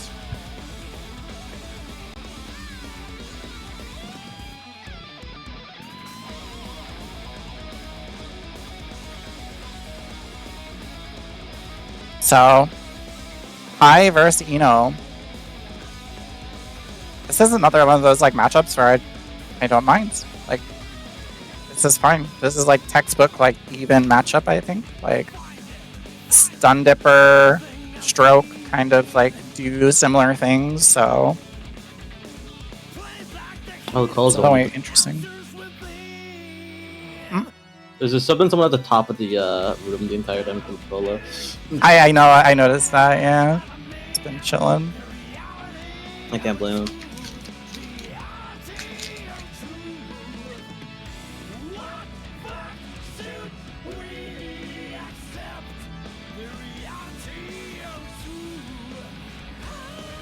Probably one of the best actors in NA. I believe you.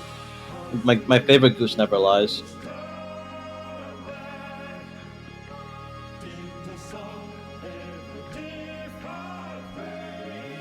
So this should be an exciting match. I always love watching which way play, and Lucolo is a very solid Kai player.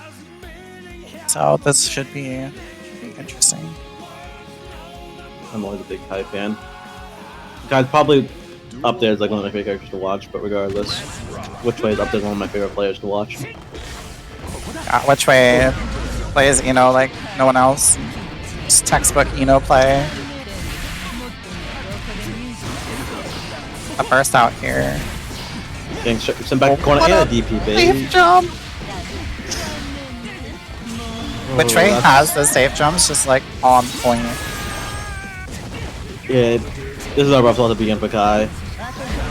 Yeah, that slingshot has been doing which way's taxes, lord. It is gross. Oh my god, far slash brown star from Ino. I never do that. That's why you always gotta do it. You never expect it. Yeah, clearly. Getting kicked here with the mix. Kind of beating the burst a little bit here. Not gonna get it Ooh. though. Saw the vision with the PRC grab, but just a bit too early. Getting a nice wall break here though, locking up the burst, and closing out game 1. Very strong showing early on from which way.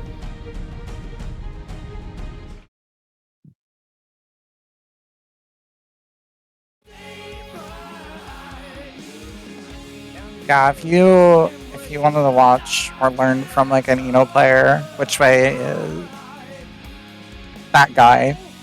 Like they play this character very well.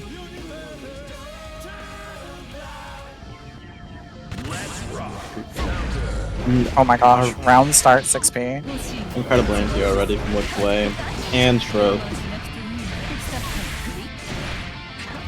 Which way's block break is so good and clean. I will not block any of this. Always changing up the options too. Like it's never like the same thing. It's never predictable. And just like that. It's already over? What the fuck? Yeah, just like that. Oh my god, this dive kick, man. Oh, got caught pressing. 6H. Gonna get you. That was a really good The setup. HCL loop. Oh.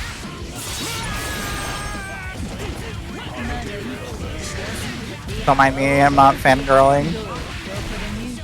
No burst. I wonder why, but still, it's closing it out. This is insane. Oh my god. Yeah, poor Lucolo, not able to even play neutral. You know, it's just always in his face. God. Which way is such a damn good player. Like, I keep saying it, but like, when you watch these sets, it's just which way just sweeping entire like games. It's nothing. It's so incredible. Regardless, getting turned to game 3. Yeah, I think Ino players are just like that group that is just so fiercely committed to this character that they just stick it out, and then you end up like which way, you know what I mean? I almost never meet an Ino player with a secondary. This is an almost. Yeah, I'm a rarity. Yeah. I'm wondering if it's the character like gameplay or if it's the sims. You know? Because I know We Alpha just love, players. you know? Because I know Alpha players also don't have secondaries, but that's because they're all gooners. Again with this. Oh my god. Everything is a save jump. Everything you do is like baited. It's crazy. Polo though. Signs of life. He can play.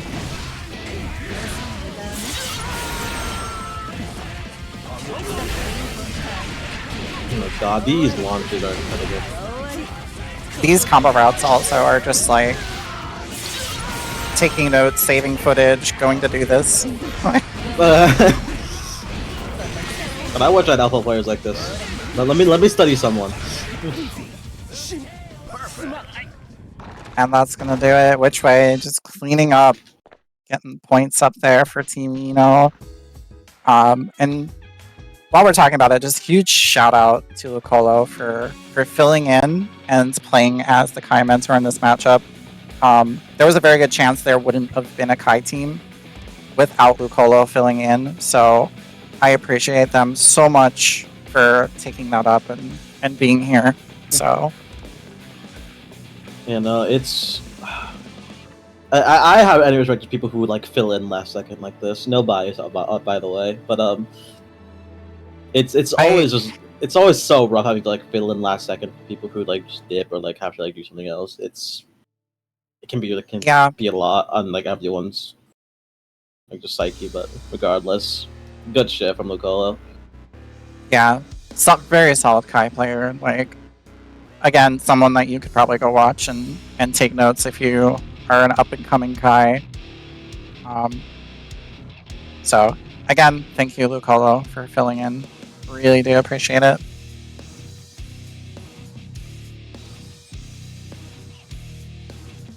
So up next, we will have the student side of things. have our very own feet picks coming back. And Arashi, It's not a big who I'm sure is going to try to do some more dragon installs. we can handle it. Arashi would have won more if he did more dragon installs. If you were to take my honest opinion into this,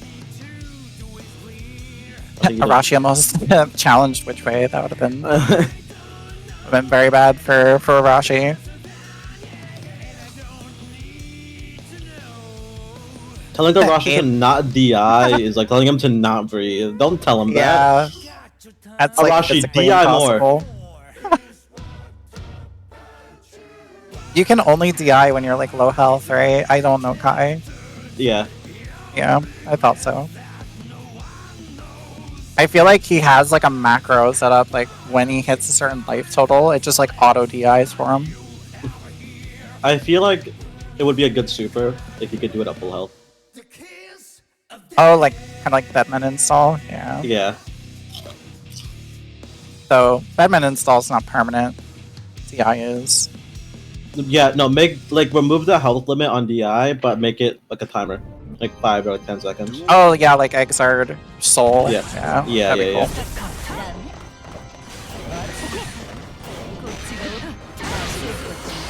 So Arashi has played this matchup quite a bit. I am sorry in advance, Fix.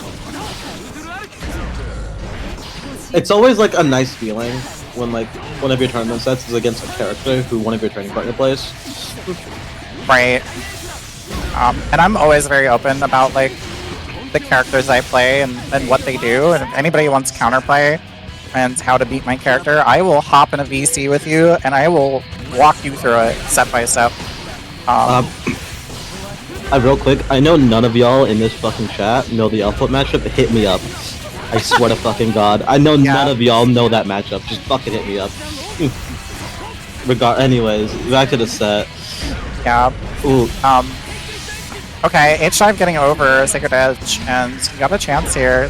Get in, start doing mix, but Arashi gonna poke it out here. Not even getting to use the eye. I'm sure he is very sad.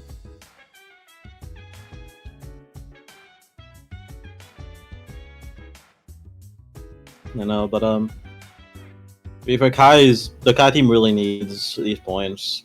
For at least. Oh, absolutely. Yeah. Yeah, Team Ino also would desperately need some points here, unfortunately, but Kai definitely not too far behind to where if they get these, there's a chance, you know? Are we good? I think we're good. Yeah, I think we're good. Perfect.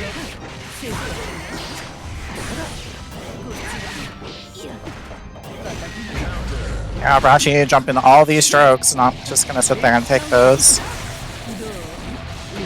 Ooh, weird little switch there in the corner. Going for a lot of dust. What else I've seen Ino do in like a month. Yeah, I wonder if there's supposed to be 2Ds, because Ino does do 2D, but... I do feel that. I do miss him put 5D a lot. Okay, well that one had to have been intentional. Rashi going for his disrespectful ass charge at us, but Deepfake's not letting it slide.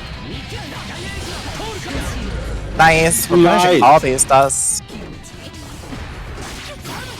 Rashi thinks he's playing against me, who's old and can't react to tap this. I mean, who can? Be real. Okay, he used Megalo to keep him away. Another one. Probably just wanted to catch him pressing, but... Oh my god, wait, you can kill here. You know the routing. Not quite. But we still get it, let's go. It's love to see it.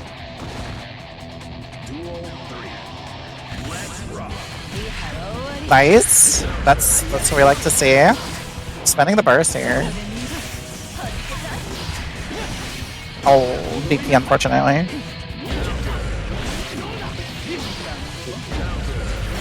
Going for defensive dust. We're just charge dusting each other, I guess. You know, I love to see it. You know, nice way to close out the set from Arashi. Close out the game from Arashi. Moving on to game 3. Juno though did good that set, I think. Like you started to see like the wheels turning almost, getting in there with the Ino pressure. Yeah. Still, we got one more game. What do you think Juno has to do to really bring this back, or at least attempt to? I think Juno is a little scared to kind of get in there, which I get. But as an Ino player, that's your win con, right? Being in front of somebody and doing mix-ups, that's what you need to be doing. She can't really play this neutral game and like stay away, keep away. She has to get in. Absolutely. I also feel like Kai is just it's like, especially against Kai, he has such a strong neutral game, and that threat of a DP just taking you back to that neutral game is very scary as a beginner player. When you have like these safe jumps down. Oh, and the air throw, unfortunately.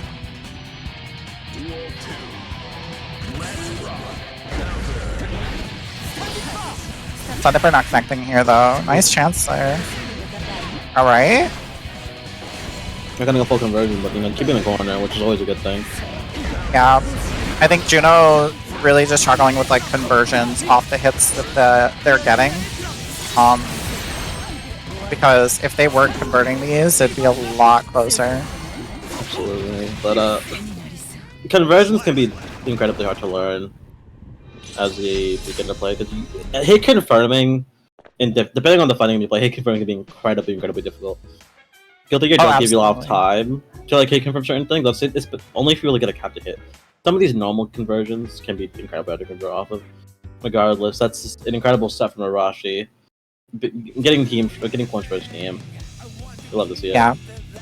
And like I said, very impressed with Juno coming into this a little bit on the underdog side of things, not quite having a lot of prior experience with Ino, but was very excited and adamant about learning. So love to have them, and I'm sure if they keep sticking it out with Ino, we will see them do great things in these beginner brackets. Absolutely. I would always love to see them in my beginner bracket playing Ino. We need a new Ino player, man. I miss you.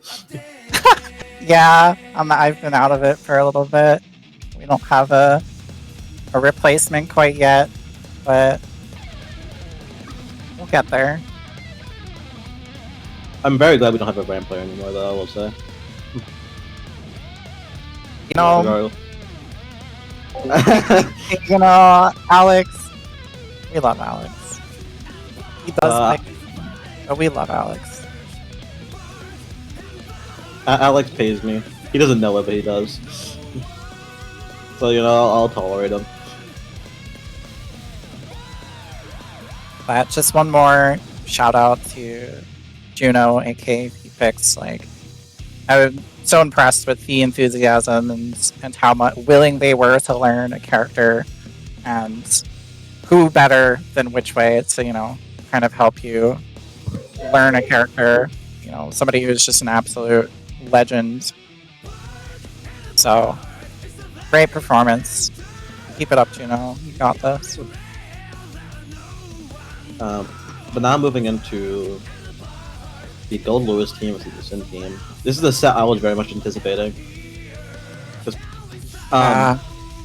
Outside of this bracket, Tuna has hit me up for Gold Lewis advice, so I'm very excited to see how they utilize it.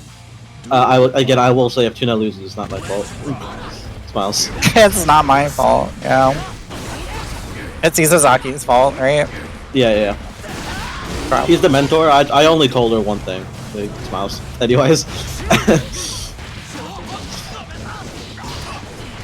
Yeah, this is a Battle of the Titans, and this match really matters because the Sin team is biting at the heels of Gold Lewis for second place right now.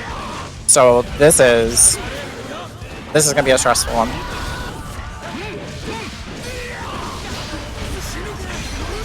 I do corner pressure. Ooh, no FG cancel on the DP, but God, getting a ton for that. Not quite dead, but a trade will do it. Yeah.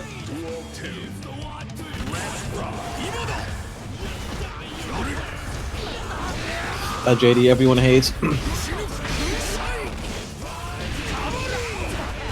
Blocking the safe jump, getting put in very scary Goldo's kind of pressure right now. Is Yeah, that the death? super kill. Surely. Oh my god, you're dead. Yeah. With a perfect goose. Oh my god. Absolutely cooking. Just very commanding start from Goose right now. Yeah, and Isazaki is no slouch. Like, let me tell you, he's one of the most crazy good Sin players I've ever seen play. Isozaki is So- easily one of Mock's best players. An incredible Sim player. Definitely not our best Sim player, unfortunately, but he's up there. We have like 4 of those. Regardless, nice bar slash, getting the burst out. Still up stamina. Getting your own burst out does crap. An incredible 6 Good 6p. Hot low with the elk hunt.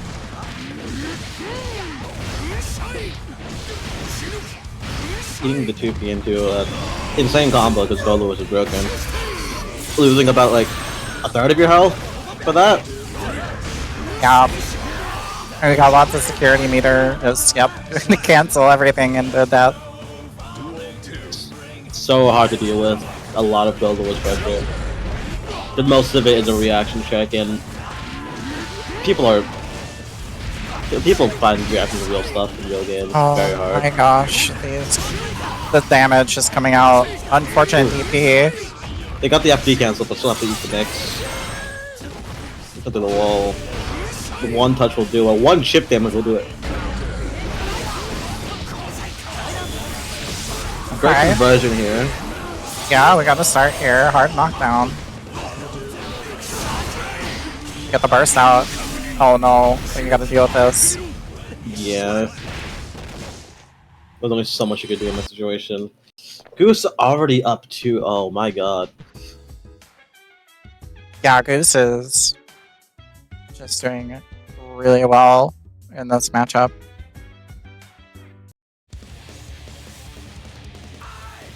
See though, can Isazaki get some points up here for Tuna to make it a little bit more even?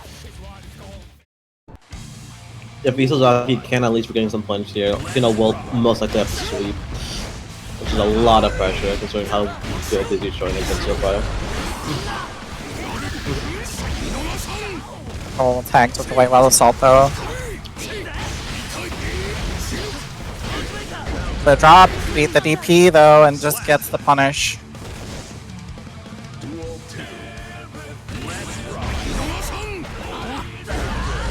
Ooh, nice counter hit here. Not getting a full wall break, but the block pressure is already enough. Julian's going to continue pressure. Just going back to neutral and getting counter hit for it. Eating a ton of damage right now. Yep, and the cross up. Gonna lead to more damage. It doesn't end. You might be dead. Oh my god. Ooh, ah, god. Okay. RTL. Gonna hit. We need the RC. Dropping the conversion afterwards. This is a very rough spot to be in. Yeah. Oh my god, Goose. Just letting him all rip. Break the conversion here. Getting the block pressure Wow. going. Oh, the overhead's gonna get traded. Goose gonna go ahead and shut out any points that Team Sin could have gotten in the mentor side. It's very, very rough. But kind of how it be sometimes. Tuna really has to sweep, or else they're out at third, I believe. I don't know if the other two can Yeah. pick that up. We'll take a look at points once everybody's done playing, but I do believe Tuna will have to really sweep here and deny any points from Goldos. Which again is very scary considering how strong Dizzy has been playing this entire time. Yeah, Dizzy's been kind of a monster on the student side.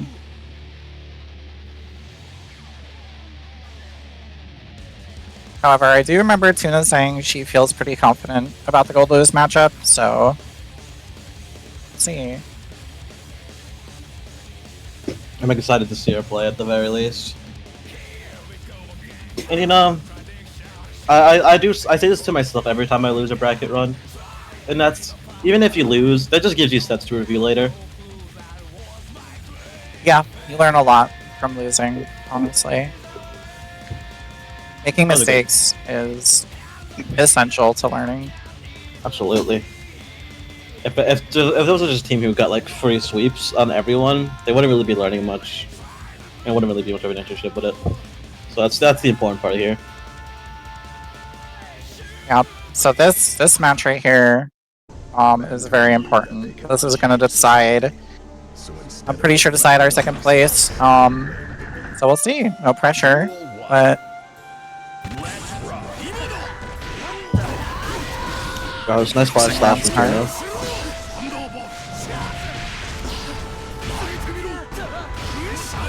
Okay, good blocks from Tuna. Get caught low here though, unfortunately. Good back Nice back dash. Oh my god.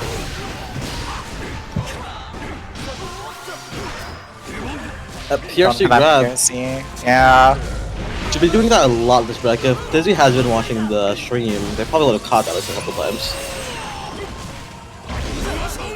Yeah, I told her when I fought her that she should probably let them rock a little bit more, but it's not gonna matter. It's just they're gonna take this round. Absolutely. Very clean round from Duna. Is showing that they know the matchup quite a bit. Yeah, getting backdash on the Typhoon. Okay. Nice JH, oh my god. Caught here a little bit, get the drone out. That's what Dizzy needs. Oh, it keeps going. What a mercy that drone. Oh, that's death. First bait. Are you dead? Oh, Dizzy dropped. Nice conversion here.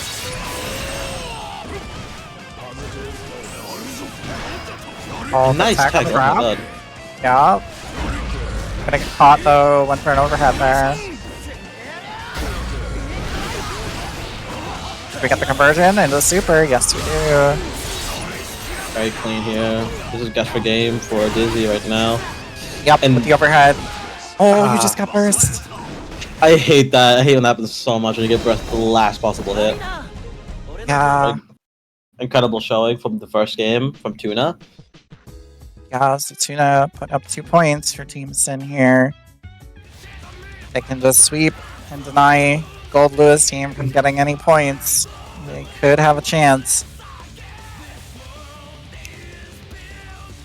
Dizzy, very strong player in this tournament so far, and I know that they will not make it easy. So Tuna again, like is actually again the added pressure that Tuna does have to keep that up the entire time. She can't drop a single game if she wants to get second. God, this is not a good position to be in. You're in the corner. Good job though getting out. Holy. See this patience maybe paying off here for Tuna. Nice 6P, oh my god. Yeah, we see Dizzy represent that jump in quite a bit. Oh, unfortunate. That happens a lot with Sin if you're unfamiliar with his wall assault extension. Even I struggle with them at times, but yeah, it can cost you. Yep, gonna get bounced over the head and gonna get up around here. Tuna can't afford anyone who saves this game. It's a good position to be in though. You got corner, running Sin pressure. Gonna get the heart knockdown too with super. No stamina though, so her pressure probably isn't gonna last long. If she does have wall assault, if she'll choose to spend it. Yep, using it to extend. And PRC. Ooh. Oh, unfortunately didn't get more out of that. Still. Oh, with the empty low. That should kill. Wow. Really good round from Tuna. They have no burst, but... Yeah, and that's gonna maybe hurt here. Ooh, nice 6P again. Duo's been on top of these 6Ps. Yup, There's another one. Messed up the conversion, Oh. but you know. This is scary. It's very scary for Tuna. So these are some really good blocks right now. Alright, oh, went for the top toss. Hot low. Are we gonna get. Oh, I see. Oh, and Tuna. Gonna get caught. I think going for a backdash there. That's Yeah. gonna give Dizzy 2 points for Team GL. So it may be end of the line here for Team Sin, but It may be under the line, but you know, pride's still on the line. Oops. yeah, might not have gotten into that second place, unfortunately, but we'll see. See if Tina can Mankind finish out strong and just, you know, show how much she's learned over this past 2 weeks. Let's rock.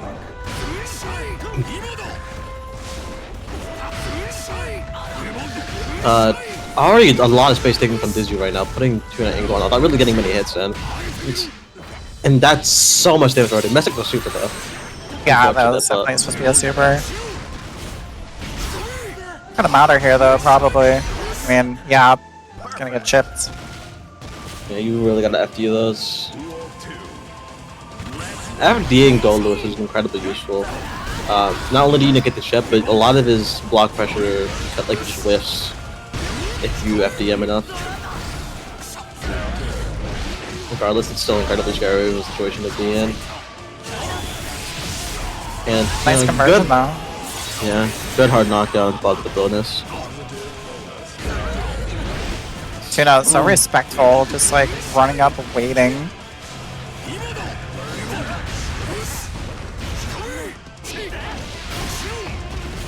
And you just Busy. Getting this corner pressure again. Tuna getting out, getting the burst out. that's so Oh, much drop. damage. Corner hit. Tuna's chance here. Gonna see the overhead. That 5 Dizzy was ready. Oh god. That's up 2-1 for Dizzy right now. Yeah. Dizzy's starting to close out the set, even if they don't need to. Yeah, if there was any doubt now about points, I'm pretty sure going up 2 here for Team GL kind of locks them into second place, but You know, it's still been an incredible set so far between these two. oh, absolutely. I think Tuna had the opportunity to like come back here and even reverse sweep. Absolutely. I feel like this is a very good example of players who are pretty evenly matched.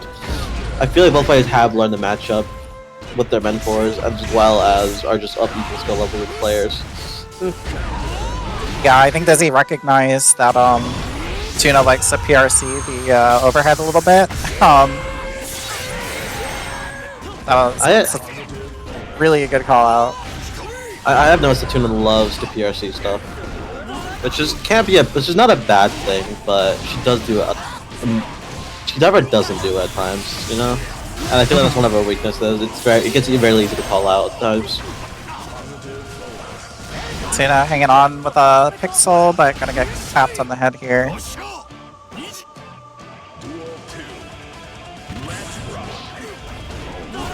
Alright, one more round for Dizzy. That was an incredible J's, but it got bursted out. Nice! 6P, my god. This being through drone is terrifying. Good attack.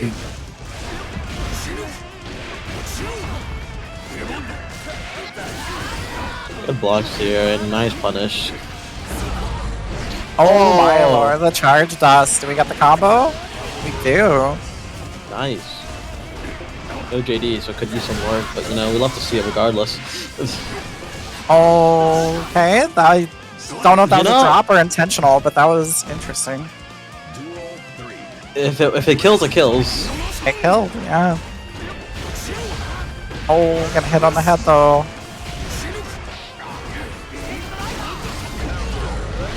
Counter hit. Messed up the conversion, but you know, still getting damage in OG here. And a hard knockdown now. Bonked on the head.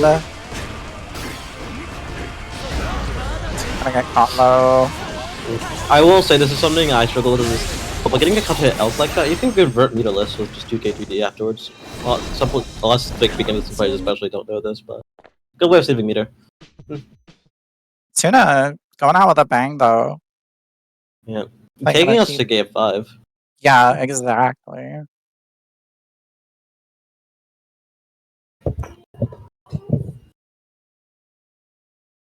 Like I said, even if points don't matter, you know, pride matters, and Tuna is gonna definitely try to win this. Pride matters more than bracket wins. Real. Duel 1. Let's rock.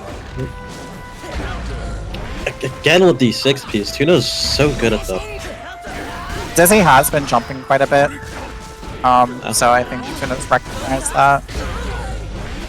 Absolutely. I have noticed that's one of Dizzy's faults of 1 jumping and 2 just misinputting certain things. Well, Lewis can be mechanically difficult at times as a beginner player with how much you have to churn the butter. So Real. I do get it. It can be rough. It just takes time. Ooh, unfortunately misspaced the throw, but it happens. Still have the health lead. And what a good job following up that drone. Good blocks from Venus right here. 1 more 6 people on the road, but Oh, but the super. it's a lot of damage. Kind of guessing for game here, or not. You could just wire see. Gotta spend the burst. Got drone out, and it's level 3, so You just gotta hold it.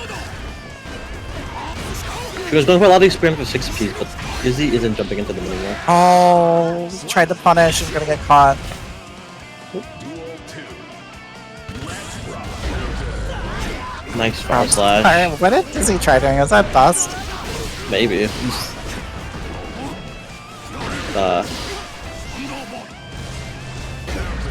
Oh, good job hooking up with the drone. It's always such a huge risk to poke out. Ooh, barely missing the JD conversion, but you know, Getting a Push the pick up go. regardless. yeah. JS for the wall break here. Getting caught with the wall assault. Oh my god. And just like that, final game, final round. Double Luigi, we'd love to see it. Tuna already walking Dizzy down to the corner. Getting a nice... Yeah, getting a nice hit on them. Our Dizzy now walking themselves out of the corner. They're playing a really good focus game here. I think Footsies and guilty here? Crazy. Crazy, I know, but regardless, Tuna, I feel like just has the better neutral tools to deal with Gold Lewis right now. Which is getting really rough for Dizzy at this point, considering how much Tuna's been willing than Dizzy.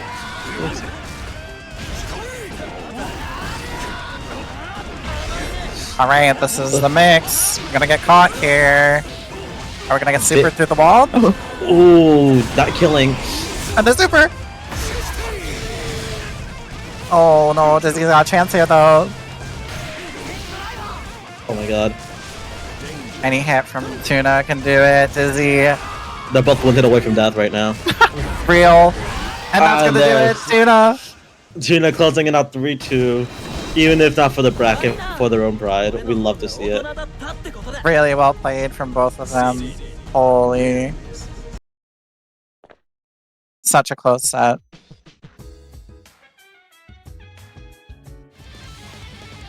Alright. And with that, I'm gonna go ahead and move into our last match of the day, which is gonna be ABBA versus Axel. So let me go ahead and get them up on the stage, and then we will take a look at points after these finish out, and we'll see who our grand finalists are going to be. Although I think we all have a little bit of an idea.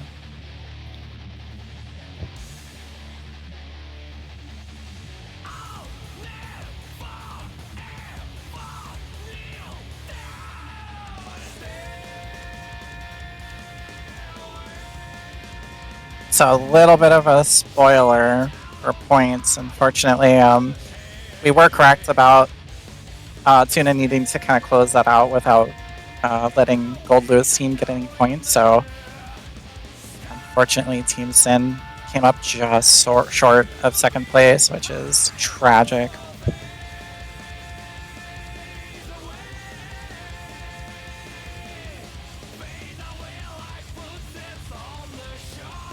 But we gotta see Team ABBA one last time to see them show off what they've been doing for 2 weeks.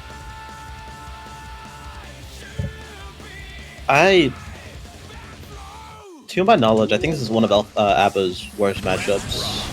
Oh, I can 100% see that. I mean, Yeah.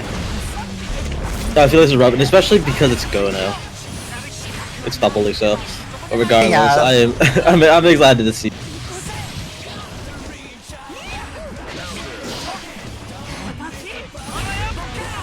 see Butterscotch trying to get like that parry there to get some jealous rage. That's all you really can do. You just have to build up the bar and hopefully just get in within the time frame you have JR. Which is not a lot right now. So plus He's 40 guard super, pressure though. full screen. Yeah, we love that. Spending the burst, but nothing else is a little risky.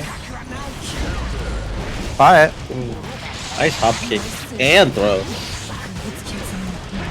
yep, far in, and we got the hit, get that meter. Incredible blood pressure. But unfortunately not able to really get a clean hit out. And Garner just getting out and getting a nice 2-way to close out that round.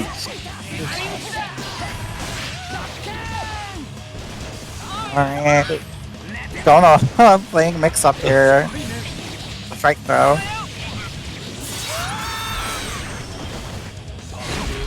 Ooh, nice parry. Having a lot of jealousy to work with right now. Yeah, this is what you want. Oh, unfortunate drop there though. But that 2S of hell getting a nice anti-air. No Jared to work with. Spin super. We work our way in. Chip is becoming an issue very quickly, and yeah. Unfortunate.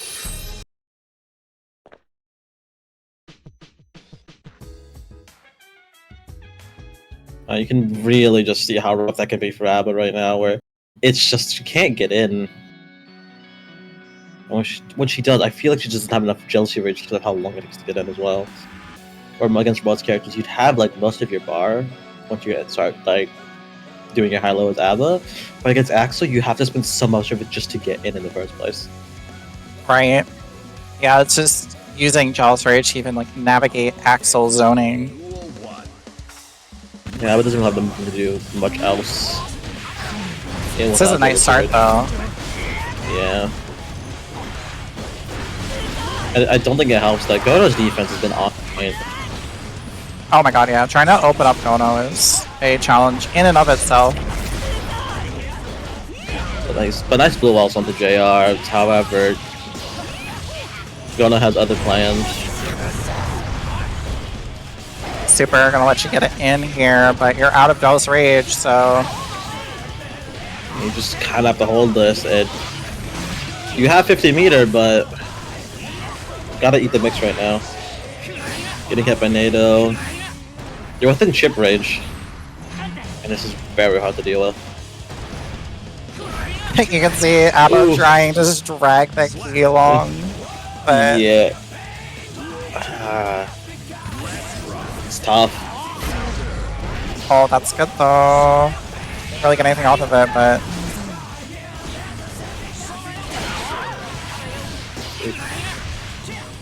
I feel like any trade in this matchup is favorable for Axel. oh, absolutely. I mean, once you get smacked back full screen, what are you really gonna do? All right, well, Butterscotch getting all the Jealous Rage in the world right now. But will they Like, when they even get a go to chance end? to use it. Yeah, that's the issue. Surely after one of these run sends, you can just install, right? Huh. I don't actually know the frame rate on them. I should probably look that up at some point in my life. Alright, winnable. Unfortunate drop there at the end though, and yep. Already game 2. I mean, I almost like already that took like 15 minutes, but It is Axel, yeah. So it's like little paper cuts from full screen, but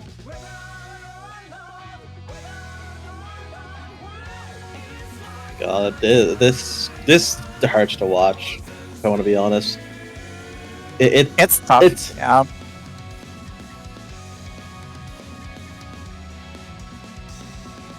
regardless though. But Butterscotch has been very patient with their approach, Mm-hmm. which I think is what you need. Yeah, and again, Butterscotch is a Mei player first and foremost. But they do have an ABBA, and they're very good at it. So I will say that probably it's probably stinging right now for Butterscotch because if I'm not mistaken, May has like a very like one-sided matchup against Axel. oh, I'm sure Mei just like runs over Axel.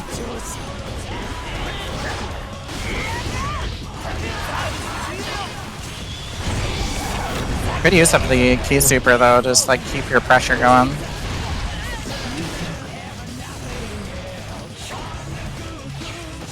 How do we navigate this though? I get grabbed. Ain't nobody reacting to that grab, I'm telling you. I've never seen someone react to it.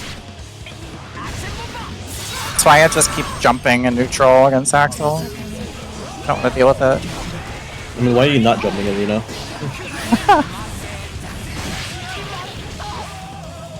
There it is, one more time to get the kill.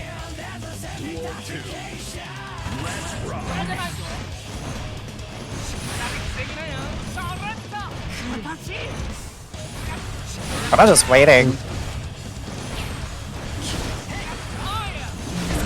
There you go, close the distance. Nice hop kick. I've been this, okay, I played this a while ago on the other sets, but a lot of players are very scared of Axel Nado when you can very easily just counter short startup. And that's a very good example right there. Just that hop kick, just hard pulling it out. Yep, and we're gonna get the rounds. Butterscotch. No, still showing signs of life, but this is still step point right now. Go no.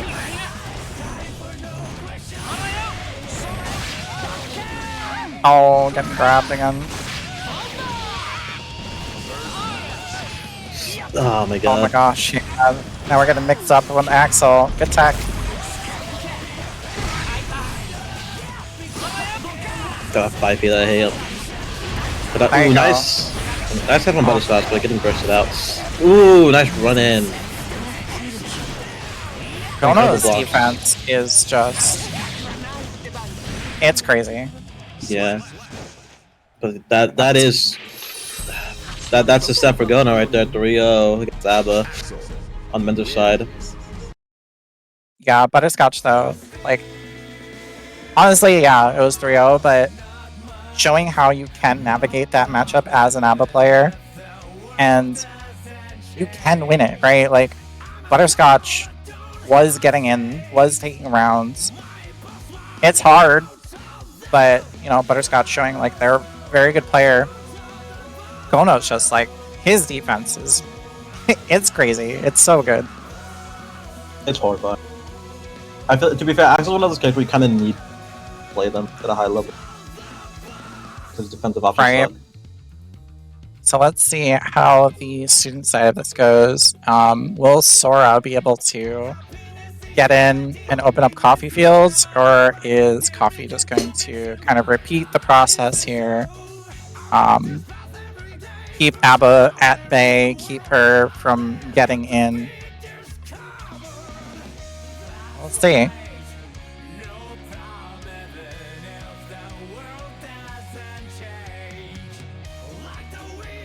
And this will be our last set before we move on into grand finals. Very exciting. Just wanted to thank everybody for sticking with us and help watch some of these amazing matches and seeing these students and how much they've improved over these 2 weeks. It's been a lot of fun. Y'all played great.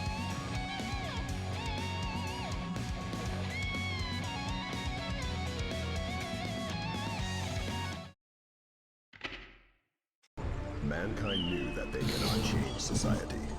So I don't think I've ever instead, seen this like stage. themselves, they blamed the beast. Love the stage. This was one of the new ones with Unico, isn't it? Yeah. Yeah. It's one of my favorite ones, but it's usually not picked.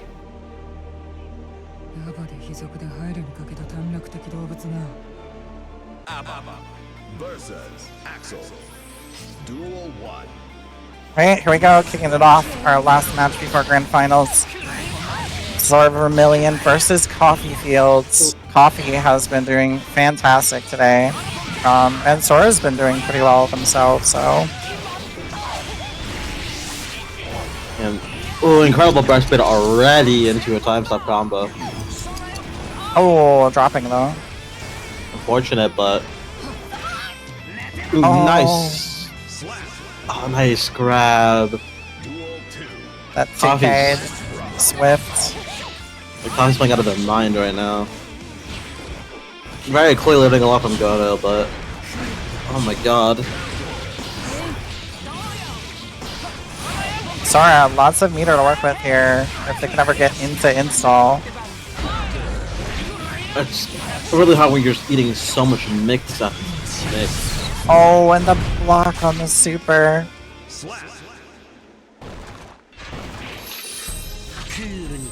Coffee gonna take that first game here. Sora didn't even have a chance, it looks like, to get into Jealous Rage.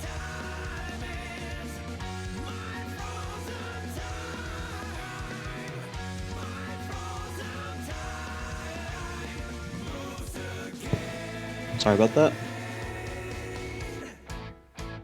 All good, going into game number 2. Sora versus Coffee. I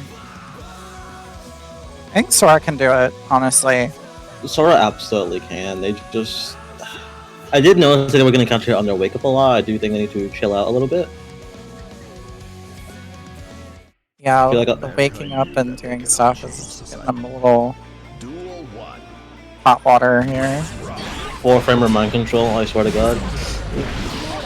People think they have a 4-framer and then pretend they have a DP with it. I'm a victim of it too. There you go, that's a good time to get install. Your turn started. Choosing not to YRC back, which is... I don't know, it's something I probably would have done, personally. You had the resource right and you had the JR, but now you're out of JR. Still have a ton of music to work with. I mean, Coffee Fields did a good job of just using resource to, like, stall. You know, like, waste as much time of Jealous Rage as you can. I think a lot of what makes or breaks Abba's matchups is just how well can you stall out Jealousy Rage, or prevent her from getting Jealousy Rage in the first place. And Axel, I feel I can do both incredibly well, which is what makes it so difficult. Also, I feel like I was a failed deflection, which is unfortunate. Into command grab. Perfect. Oh my And a god. perfect Coffee. Coffee's on one today. You know, playing out their damn mind up 2-0. Yeah, Coffee came into this, like I said, they are very firmly a Kai player. And had Axel as like a backup pocket character that they wanted to learn more, and it sure looks like they've learned quite a bit. I will also point out that earlier when we were watching them, you could still like see the shades of a Kai player, but right now they really feel like they've settled into the Axel grind, I guess. Oddity pointing out that if Axel wins this set, or Coffee wins this set, Society. this is the first time we've ever had a team get max points, which is crazy. Yeah, but Sora has to work incredibly hard to make a huge step up, really make that happen. If you really lock that Coffee out of winning this set. There's just so much stuff back against Ab in this matchup. Yeah, Again. it is, yeah, tough for sure. But Sora doing a good job getting in here.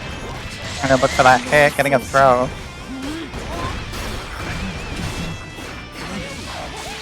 Getting engaged out of the corner. A nice side swap from Coffee Fields here.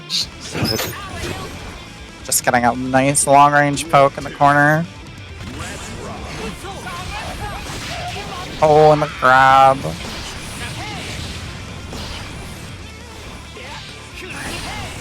Sora's getting hit with the Ren Send, jumping the grab this time though. Has a little bit of Jealous Rage to work with if they can ever get into the install.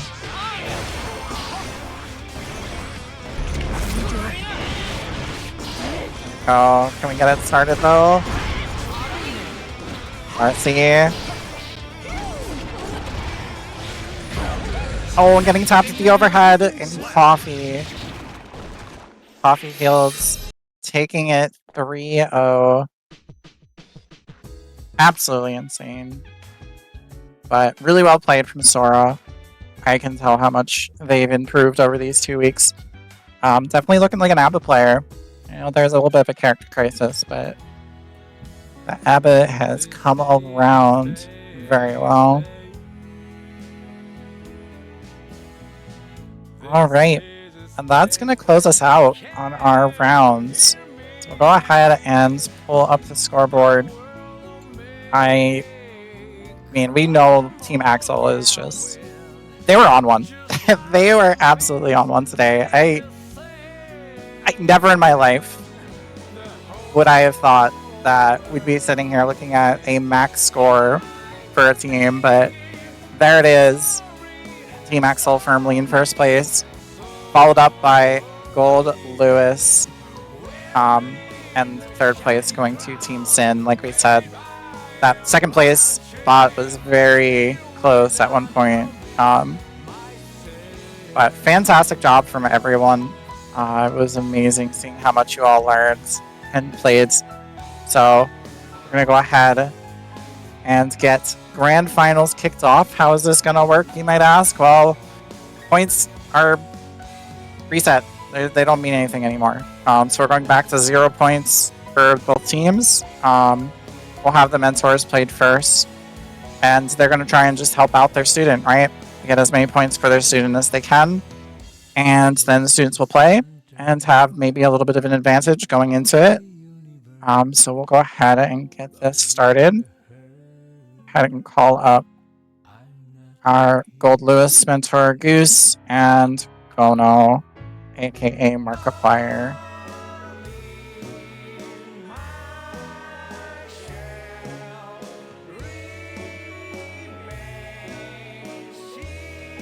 Yeah, I remember Coffee Field saying that they were nervous for a few matchups, I think. Coffee Fields, what happened? You're on one today. Like, Coffee is a good player, but this has been crazy. Alright. Here we go. Gonna kick it off into Grand Finals.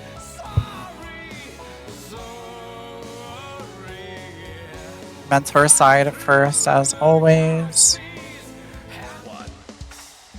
Dono versus Goose one more time. One more time for the road. We'd love to see it. For the road. So, like I said, points are reset. So that sweep that Team Axel has, it doesn't really matter in Grand Finals. You don't get an advantage for being in first. So Gold Lewis team absolutely has a chance to take this away. They just really need to get those clean hits in.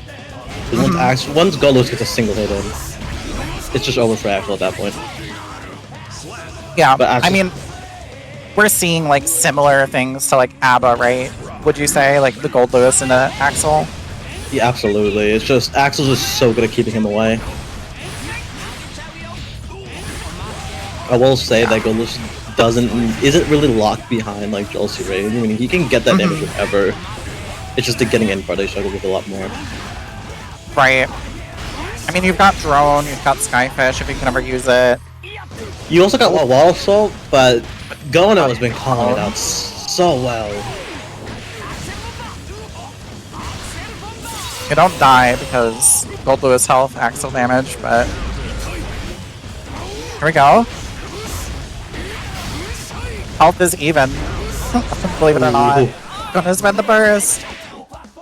Oh, Goose. So close to taking that. It's really, really tough to just consistently get those health, like those hits in. And especially against Gono, like... Yeah, like when you don't have like when you can't really Goose hasn't been able to like use any wall assaults, like white wall assaults consistently. All of them have either been blocked or called out with like raptor jumps.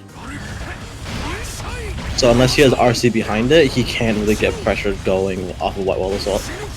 Right. And we see it here was used to get in, but the cross up catching again here. And that's a ton of damage that you have to burst out of, or else you would have been dead.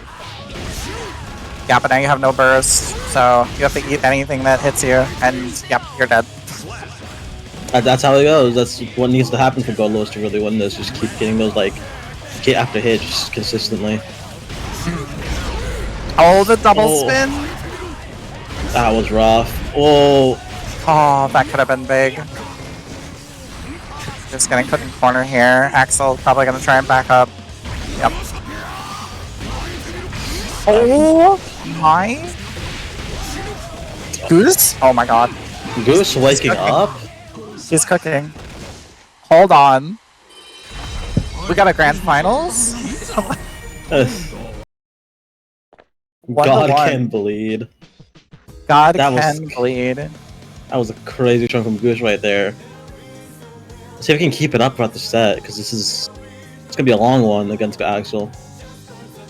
I mean, even if you just like go punch for punch and even out the points, you know, so that the other student doesn't have an advantage, that's huge. Absolutely.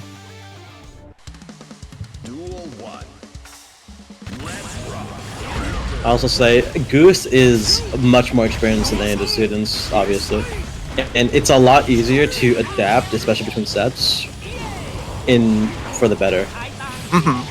I don't know if he's gonna have the same adaptation that Goose is having right now. Yeah, we'll have to see how that goes.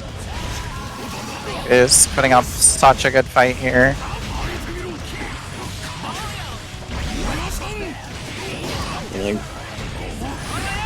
It almost feels like Goose is wasting the meter with the white wall assaults.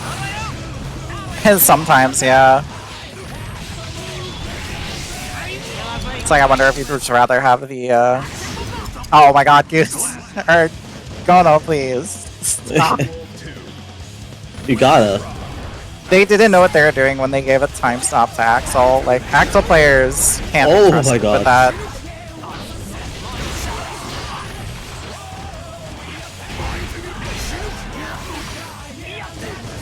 Really good throw from Gono here.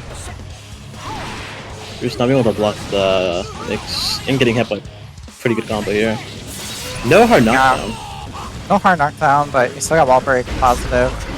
Oh.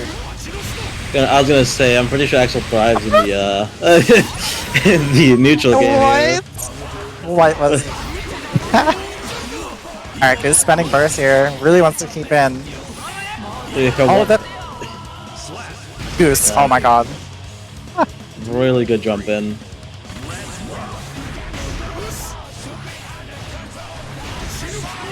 I mean, if any two mentors could fight it out like this, it's these two. And it's a very good showing right now. You back up, like, evening out the scoring and during this game. Keeping it as even as possible. Oh, getting caught with the tornado. Okay. Oh, that's gonna hit for sure, right? Yeah. Yeah. Not enough to kill, but yeah. I mean, might as well. You're full screen at that point. Full screen against Axel low at 1 HP. Not much you can do. Alright, let's go to taking up 2-1 now. Yup, 2-1. This is putting Goose in a fair situation. Yes, Goose has to sweep both of these next games to take the set. Or can just choose to at least make it as easy as possible for their student to close out the... Yeah, even like a 3-2 would be, you know, you'd have a 1-point advantage as the student, and that's not nearly as bad. Yeah. I do feel like Goose should probably pull out all the stops. A lot of players don't like... Yeah. People usually wait for game 5s, or like set points. God. But you kind of got to for your student. The chip damage? I'm not even surprised at this, but I'm gonna be real. It's like if you're in a block string against Gold, you're basically in a come. Oh, getting pulled in though.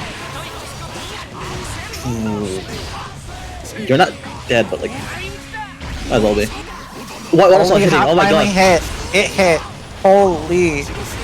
It kind of. Wait, excuse me? I don't know. Tornado can block Skype. That's how that works.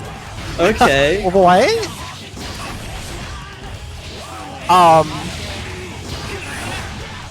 I'm sure Goose is just as like confused. Oh, let him block a little too soon.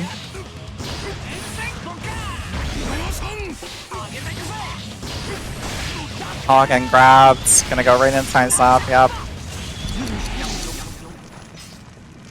With the taunt. Oh my god, Gono, please. And that's set point right there. Yeah. 3-1 for Gono, ending it up with a taunt times up. Oh my god, get Gono out of here. Get him off my screen.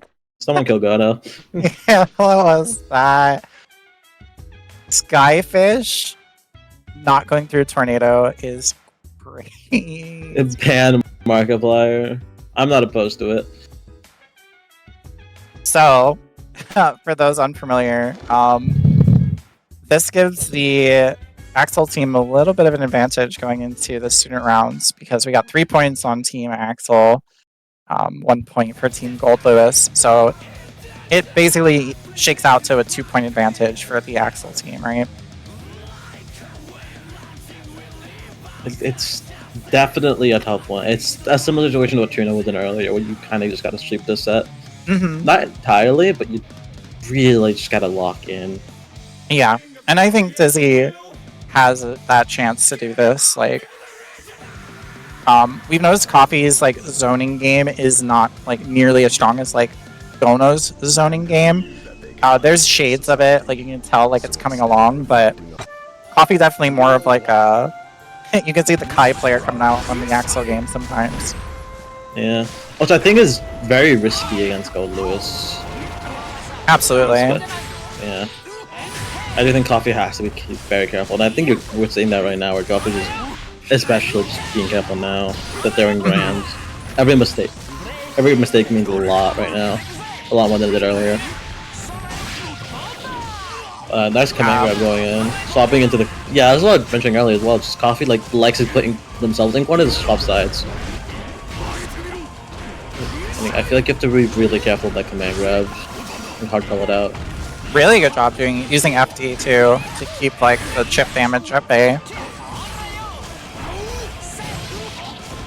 Ooh, really nice, just straight hits that Coffee's getting right now. Oh, such good blocks coming out from Dizzy there. Gonna get grabbed though. Yeah. That command grab has been doing so much this bracket. There we go though. Gonna get the burst out. Yeah, that's like a third of Coffee's health. Just completely gone. One mountain down that you had to climb, which was getting burst out of the way. And you just gotta do it again before you die. Yeah, can you get back in? Can you navigate this absolute minefield? I will say, I do think Dizzy's playing this up very well, but you can see sometimes brief moments of frustration where they'll try to like rush it a bit more than they should. Like at the end there, they tried to IED. Like once they got like a bit closer than usual, and ended up getting JP'd out the air for it. It's like I get it. I understand. Yeah, it's tough, and like Axel is just one of those characters. Would you say the best zoner in the game? Best zoner in the game? Absolutely not. No? Who do you think's a better zoner than Johnny Axel? Guilty Gear. Oh my god. Alright. Full screen then. Whatever. Full screen? Probably Bridget. Bridget can't full screen zone. Get out of here. Close enough.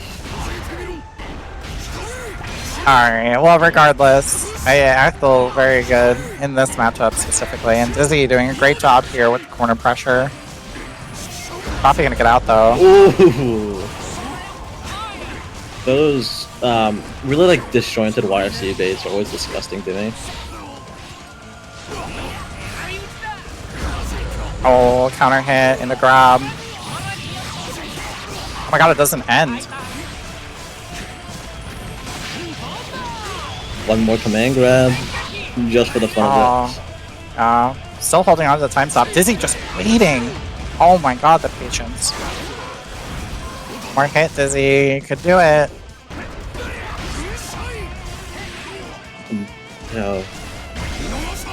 Oh, grabbed out of the wild assault. Yeah, that's what I'm mean. Like, Dizzy like gets to that sweet spot of distance where they like get frustrated and try to rush ahead more than they should. But Dizzy just kept dash blocking. They could have gotten to a distance with wild assault would have been better to use. They have such good patience, such good like maneuvering of the screen, but they just it wavers for a moment and it's all gone. Also, this command grab. What are we cooking? Okay. Nothing. Nothing, alright. Get coffee at the kitchen. Yeah. Alright, Dizzy. Is this their chance?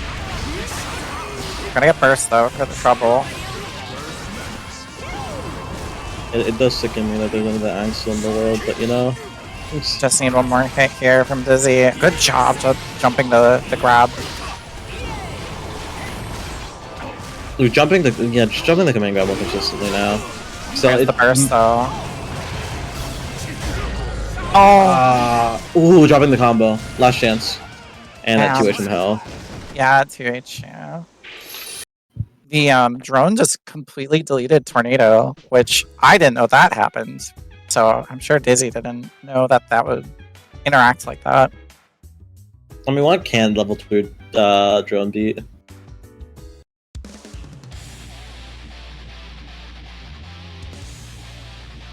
Sounds about right. Mankind knew that they cannot change society. Duel 1. So Dizzy would have to sweep the rest of these games to tie it up for points, which is entirely possible. Anyone's gonna do it. It's gonna be Dizzy. And with this kind of block pressure, it is also 100% possible. But it's just...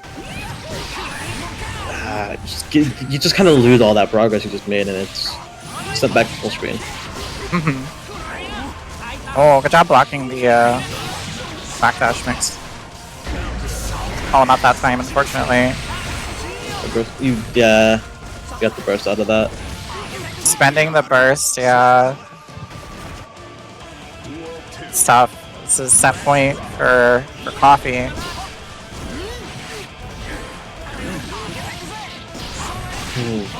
Good I gotta get that grab one more time, yeah.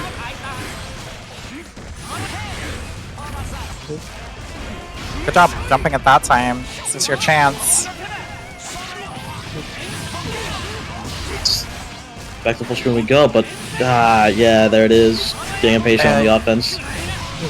It is such a mountain to climb. Every time you get knocked full screen, and Coffee gonna take it. Not letting Dizzy have a chance to get in and play, unfortunately. Which will give us our newest employee, which is going to be Coffee Fields with Team Axel. A little bit of help here from Gono. Congratulations, and really well played from everyone so far. It's congratulations to the Axel, also congratulations to like everyone else who participated at all, worked on this game for 2 weeks, because God knows I want to play this game for 2 weeks. And congratulations to everyone. There's a lot of matchups here that are really people played out to the end. Yeah, this was definitely there were some tough matchups in here. And I think the people who had those tough matchups really played well into those tough matchups. Absolutely. So there's definitely nothing to be sad about or upset about. You all did fantastic. So let's go ahead and grab Coffee and Gono. Pull him in here. Hello, congratulations, Coffee Fields and Markiplier. Hi, shit. Congratulations. Congrats. So, Coffee, I guess first question for you is, how was the 2 weeks of training? Do you feel like you've improved? Just tell me about like what you were doing with Gono. Yeah, for sure.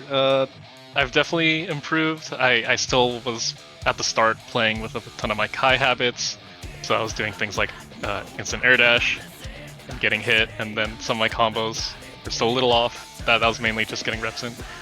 So Markiplier's advice was very helpful, and we basically met like every 2 to 3 days to call and like review some tower matches. So it was very nice. Feel a lot stronger. Nice. And I don't want to call you Markiplier. I'm Markiplier. Nice to meet you. Gono. No. Markiplier. I'm sorry, Thank Mr. you. Markiplier. Thank you. How, what do you feel like Coffee has improved in the most from when you started training to now? So we stopped playing not to lose, and we started playing to win. I'm not kidding. How by the way, so? right? So a lot of the time, you're going to get in situations where you're like, oh, I have an advantage, blah blah blah.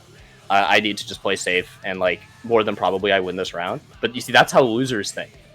You need to all in, and you need to be like, I have health, so I can gamble 2 times and just rip it, right? And Axel is just about ripping it in neutral, right? It doesn't seem like it, but more or less every time Axel's hitting 2H or 5P, there's a non-zero chance Axel just explodes. But Right. Gotta take those risks. You gotta. The biggest thing too was if we had another couple days, I think we would have gotten so much better, because we hadn't gone over matchups hardly at all until the very last day. But he was having a bit of trouble until I hit him with the all right, now we play to win. If they don't know how to beat Rensen, just do it until you win, and right. That's how you win full stop on Axel. Well, what's the matchup that you going into this, you thought oh god, we should have gone over this matchup? What was that matchup that you were kind of sweating, if there even was one? I mean, I'm just not good against ABBA. I'm just not good at that matchup. And Gold Lewis is a really uncomfortable matchup if the Gold Lewis you're playing against knows it. You can just die. Mm-hmm. Yeah, but, same for me. Honestly, most of the matchups we got this time around were pretty straightforward and easy, right? Mm-hmm.